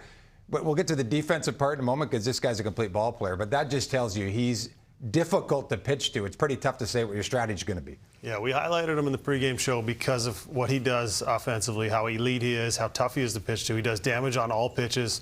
He can go up there and he can hurt you on the first pitch of an at-bat. He's very good there. The more pitches he sees, the more damage he can do. I think the amazing thing to me is a team coming off 102 losses convinced this player and another one to go and sign in Texas. He came from a perennial winner in Los Angeles, a playoff team every year, and all of a sudden it raised some eyebrows, and he went to Texas, and everyone said, obviously money talks in certain ways, but once you've won, the winning is addictive, right? And you want to win. And there was something in Texas that he saw that as an opportunity for him to go there and have success, play well, and then eventually win a World Series and win another World Series MVP. So how he knew this was possible, we'll leave that up to him, but it is incredible what he was able to do. And then the caliber of player he is on the offensive side, he took over this playoffs with his aggressive approach, his discipline within the strike zone, and then being able to do damage on all pitches. It was a pleasure to watch him go throughout these playoffs. Yep, and just as good as the offense was, I think the defense was, for me, even more impressive just because he looks like he's in slow motion when he's making plays. Why is that? It's because his internal clock just never hit 6,000 RPMs. There was a couple plays that he made that were kind of game-saving, momentum-shifting type of plays that he prevented. I think of game 3 or 4 where he had a backhand play and a backhand feed to Semien to get that double play. Really shifted the momentum there. And just the way that he's able to maneuver his body. He's a bigger guy. He's got long wingspan. But everything looks in slow motion. So routine that when the ball is hit in his general vicinity, you don't even think about it. As a catcher, you're running to back up thinking, why am I even backing up? This is an everyday play. But when you have a complete player like Seager, and especially on the defensive side, it just stabilizes a lot of that infield as well. You got a really good defender at short. It can do so much for you. The complete player, he absolutely is. 19 home runs in his postseason career. Plenty more to come, it would seem. Nathan Eovaldi becomes the 4th pitcher to win 5 in the same postseason, only the 2nd to go 5-0. He's standing by with Hazel. Nathan Eovaldi, unbelievable. The kind of performance you put on to finish this one off. Tell me what's going through your mind, your 2nd World Series ring. No, I don't know. I haven't had a time to really let it settle in yet. It's just an incredible feeling. I mean, all the hard work that we put in the offseason, from the start of the season all the way to this point. Again, it's hard to think that the season's over. I mean, we've been playing really well, really good baseball, and for us to battle through this game tonight, it was a huge game and a good pitching matchup, and we wouldn't want to have it any other way. Time after time, you battled back out of jams. How were you able to dig deep and get out of those situations? I mean, Jonah did a great job back there behind the plate, calling the game. If I shook once, he was right there on that next pitch, and that gives me a lot of confidence. When I do shake, and he goes right to it. So he did a great job, receiving, blocking the ball back there as well. And we were able to make good pitches when we needed to. And the defense, you can't give them enough credit. They were able to do their job, and we were able to get out of a lot of jams tonight. World Series champion once again. Congratulations. Thank you. Thank you. Nathan Eovaldi, guys. How about full circle for that guy? His major league debut came at Chase Field in 2011, a win, of course, and then he comes back and wins the World Series, had that wild relief effort for Boston a few years back. So to put a wrap on this, haven't had a repeat in the major leagues of baseball since the Yankees at the turn of the century. Is this the team now, looking forward, that could be that powerhouse? Because other than a really bad stretch in the summer, they were the best team in the American League most of the year. Yeah, I think it goes through Houston, or it goes through Texas. Yep. I mean, this team went out there, they proved it in the postseason. They went out there and they added pieces. They brought in some free agents, but those guys are there for a long time. And then you have these young kids who came in. You have Carter who comes in, looks like he's going to be a cornerstone. I mean, you have all the pieces for this thing to sustain itself, to be able to win for a long time. And I think there's no reason to think once they get DeGrom back healthy, and they've shown a willingness to spend, they have all the ingredients you want for a team that looks like they can go on a sustained run. Yeah, for me, it all boils down to one signing. Will Smith. This guy's won 3 straight World Series with 3 separate teams. So if I'm Chris Young, I'm signing Will Smith to a 5-year deal. Yeah, Justin, you're right. It's all about, can you project it and look forward? Most of their guys are under contract, and it's all about what you're going to bring now for the next year. Bochy's going to be there. It's going to be the same message. They know what it feels like to win.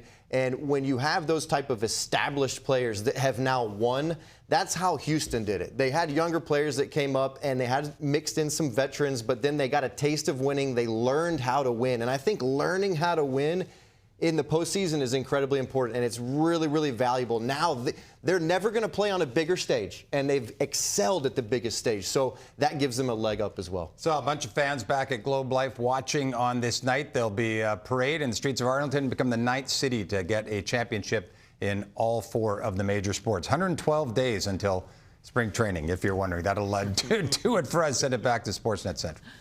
I don't know if I was actually wondering, but thanks, Brad, for giving us, mark it on the calendar. One thing that stood out when they were handing out the trophies and everyone was doing a little speech, Bruce Bochy in the recliner. Can't get that out of my head. Bruce Bochy in the recliner when he got the call from Chris Young asking if he'd come out of retirement, and he probably said, "You want a beer? I got a beer." There you you go. the Bruce yeah, Bochy. and I know Ken will be saying that later tonight as well. Without a doubt. And just down the road from Caleb Joseph in Franklin, Tennessee, he's in Nashville. Picked the right spot to go to, and it's a copycat league. Speaking, if I invoke my inner Ken Reed, you wonder if the rest of the league might start looking at Go to Jimmy Leland, get him out of retirement. Get okay, the old school go. Cats back in the seat. One of the subplots of this postseason the entire time is Hazel May talking to Bruce Bochy after a big win, and we have that for you right now. Boch, congratulations on a World Series championship. How on earth did Chris Young pry you off your couch to be a champion once again? What's going through your mind? It's unreal. It's unreal. A year ago, I was sitting on a recliner and doing a little fishing, playing a little golf, and here we are. We just won a World Series, and I'm a byproduct of what these guys did.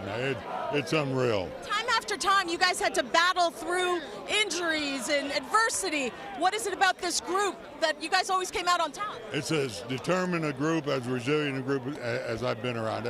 They didn't let anything faze them, injuries, whatever happened. They just focused forward. And, I mean, to do what we did on all these road games, it just says how incredible they are. 4 World Series rings. Wear it with pride and joy. I will. Thank you very much. Thank you. There is Bruce Bochy, joy of victory, and I guess we're seeing the agony of defeat here, Ivanka, as Torey Lovullo, the man, and nothing to be ashamed of, taking an 84-win team on a hell of a run. Yeah, some emotions coming through now before he sits down and takes to the mic and going to see his family. And that's what you want to do right now because, man, family has been with him through this whole journey as well. Yeah, unbelievable scenes for Torey Lovullo. And a team that we didn't see here when the playoffs started, without a doubt. Just 84 wins, but nothing But to be what a ashamed run of. that the Diamondbacks had, Great exactly, coming in as the wild card team. All right, let's hear from the AZ skip right now. The boys. I don't know who put them up to that. I'll never forgive whoever did that. Anyways, okay. Let me regain my composure. All right, Torey, thanks for coming in. Just amazing season for you guys. We'll get started. Who's got the first question? We'll start the fourth row to your left. Torey, I know the feelings are pretty raw right now, but I'm wondering if you can see past that at all to comment on what a great season it was, the journey to get to this unlikely World Series for a very young team. Yeah, before I get started, I just want to congratulate the Texas Rangers, Bruce Bochy, Chris Young, and all their players, ownership. They're an amazing franchise. They won their first World Championship in franchise history, and it's quite an accomplishment. They were the best team. They beat us fair and square. As far as your question, yeah, I just got done telling the guys that I'm so proud of what they've done, and we have to step back for a minute and tell ourselves that we've done a lot of really amazing things this year, and then we got on this really fun ride through the course of the postseason, and you just never want it to stop. It's like your favorite roller coaster that you never want to get off of, and you want to be the last team standing, and you want to be in the middle of a pile and have everybody pile on top of you. That's the best feeling in the world. So some have been there, and we're going to continue to climb that mountain, and once we get there, we want to stay there for a long time. But the reason why it hurts so bad is because we care so much. We care about this baseball community. We care about the fans of Arizona, the Bleed Sedona Red with us that have backed us. You know, those are the things that go through my mind. I know all the players. This is painful. This is just plain painful, and I can't quite move past that right now, but I will. And I told the guys to absorb it and process it the right way. Don't compartmentalize it. Don't put it away. Think about how you feel when you get to that point, and we'll get to that crossroad at some point and be able to say, wow, it was a great run, and we did something pretty amazing. Other questions for Torey? Go to Jack up here. Torey, congratulations on a great season. Thank you, Jack. Just unbelievable what you guys have accomplished. Thank so you. I just want to say that first. I appreciate that. Means a Also, lot. just, for putting up with us. A lot of annoying, kind of silly questions sometimes, but thank you. Yeah. As you look forward to the next steps, I mean, how many days do you think is going to be before you actually start thinking about next year? Man, that's a good question. I just want to run away and hide for a few days. I want to go camping and just sit in the tent and suck my thumb, and eat ice cream. Is that the weirdest answer you guys have ever had right now? And just let it run its course the way it's supposed to, hurt when I'm supposed to hurt, cry when I'm supposed to cry, feel good when I'm supposed to feel good. But when I wake up on that one morning, whenever it is, could be a week from now, 10 days from now, it's going to be a little while. I know that. I know how I operate. But when it is, it's going to be turn the page and let's go. It's go time. So I think everybody's in that same boat right now. And I want to hurt.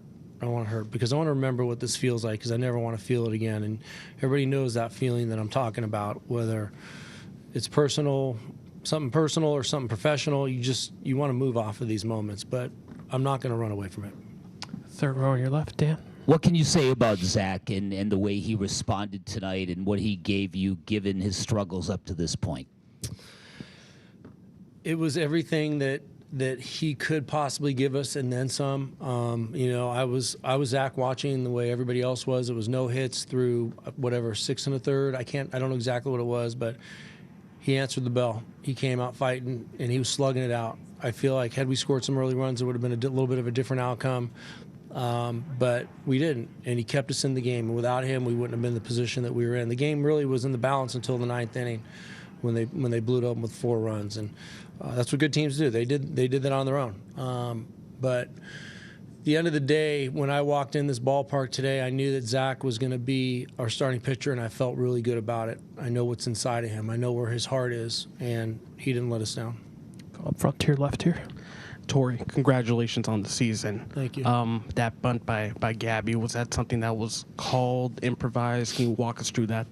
He bunted on his own. We talked about playing downhill baseball, getting a lead. We just felt good about trying to get out front. You can see we were very aggressive. It was the first pitch not first pitch, but the first chance we had. We stole a base. We executed, got him over. We couldn't find that big knock, and that's the difference in the game today. They did, and we didn't. But Gabby did that on his own. We talked about putting guys in scoring position and scoring first. That was a theme for us. It ended up being a big out, I know, and we didn't score any runs. Throughout the entire season, the D-backs have been praised for their defense, but the past 2 games, it was a little bit of a struggle. What was so different? What did you see?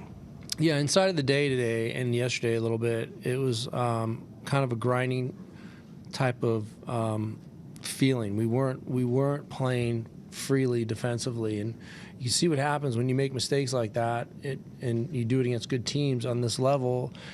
In the final series of the year, it compounds itself, and it led to some crooked numbers. I'm not saying they would or wouldn't have scored runs, but Alec was just trying to knock down 90 feet and save that guy going for first and third, and it led to a big inning. So we try to play fast. It means sometimes defensively, it means sometimes we make some mistakes, but we've been very good all year long at securing the baseball. The last 2 days we did not, and it showed up and made a difference. Far back on your right. Hey, Torrey, wanted to echo Jack's congratulations and for putting up with us all year. I know it's really tough to look long-term right now and past the pain, but for such a young group that had such a bright future going into the year, to get this level of experience, just what do you think this is going to do for the program going future and the boost that you guys are going to get from all this experience? Yeah, there were people that were sitting in the dugout that didn't play that saw a different level, different brand of baseball, some miniature players, some younger players.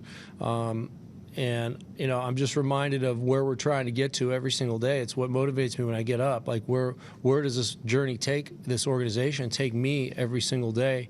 And where does it end? I want it to end at the very tip top of that mountain, and we got really close, and I think we tasted it. So I know this team will be hungry, and I know it's gonna take a little time for us to absorb it, but I think you're going to see a very passionate, hungry baseball team walk into Salt River Field next year and be ready to go. And you get a certain understanding, you get a certain feeling about what it's like and what it tastes like and smells like. You come to the ballpark, it's just a little different atmosphere when you're playing in a World Series. But it took so much to get there, and I think the guys learned what that passage is like. It just takes a little bit of time to figure it out. And that's what amazed me about this group. We had guys that had no idea what they were doing, and they wound up in the World Series. Now that you know, you'll be able to peek around each corner and make sure that you're ready to go.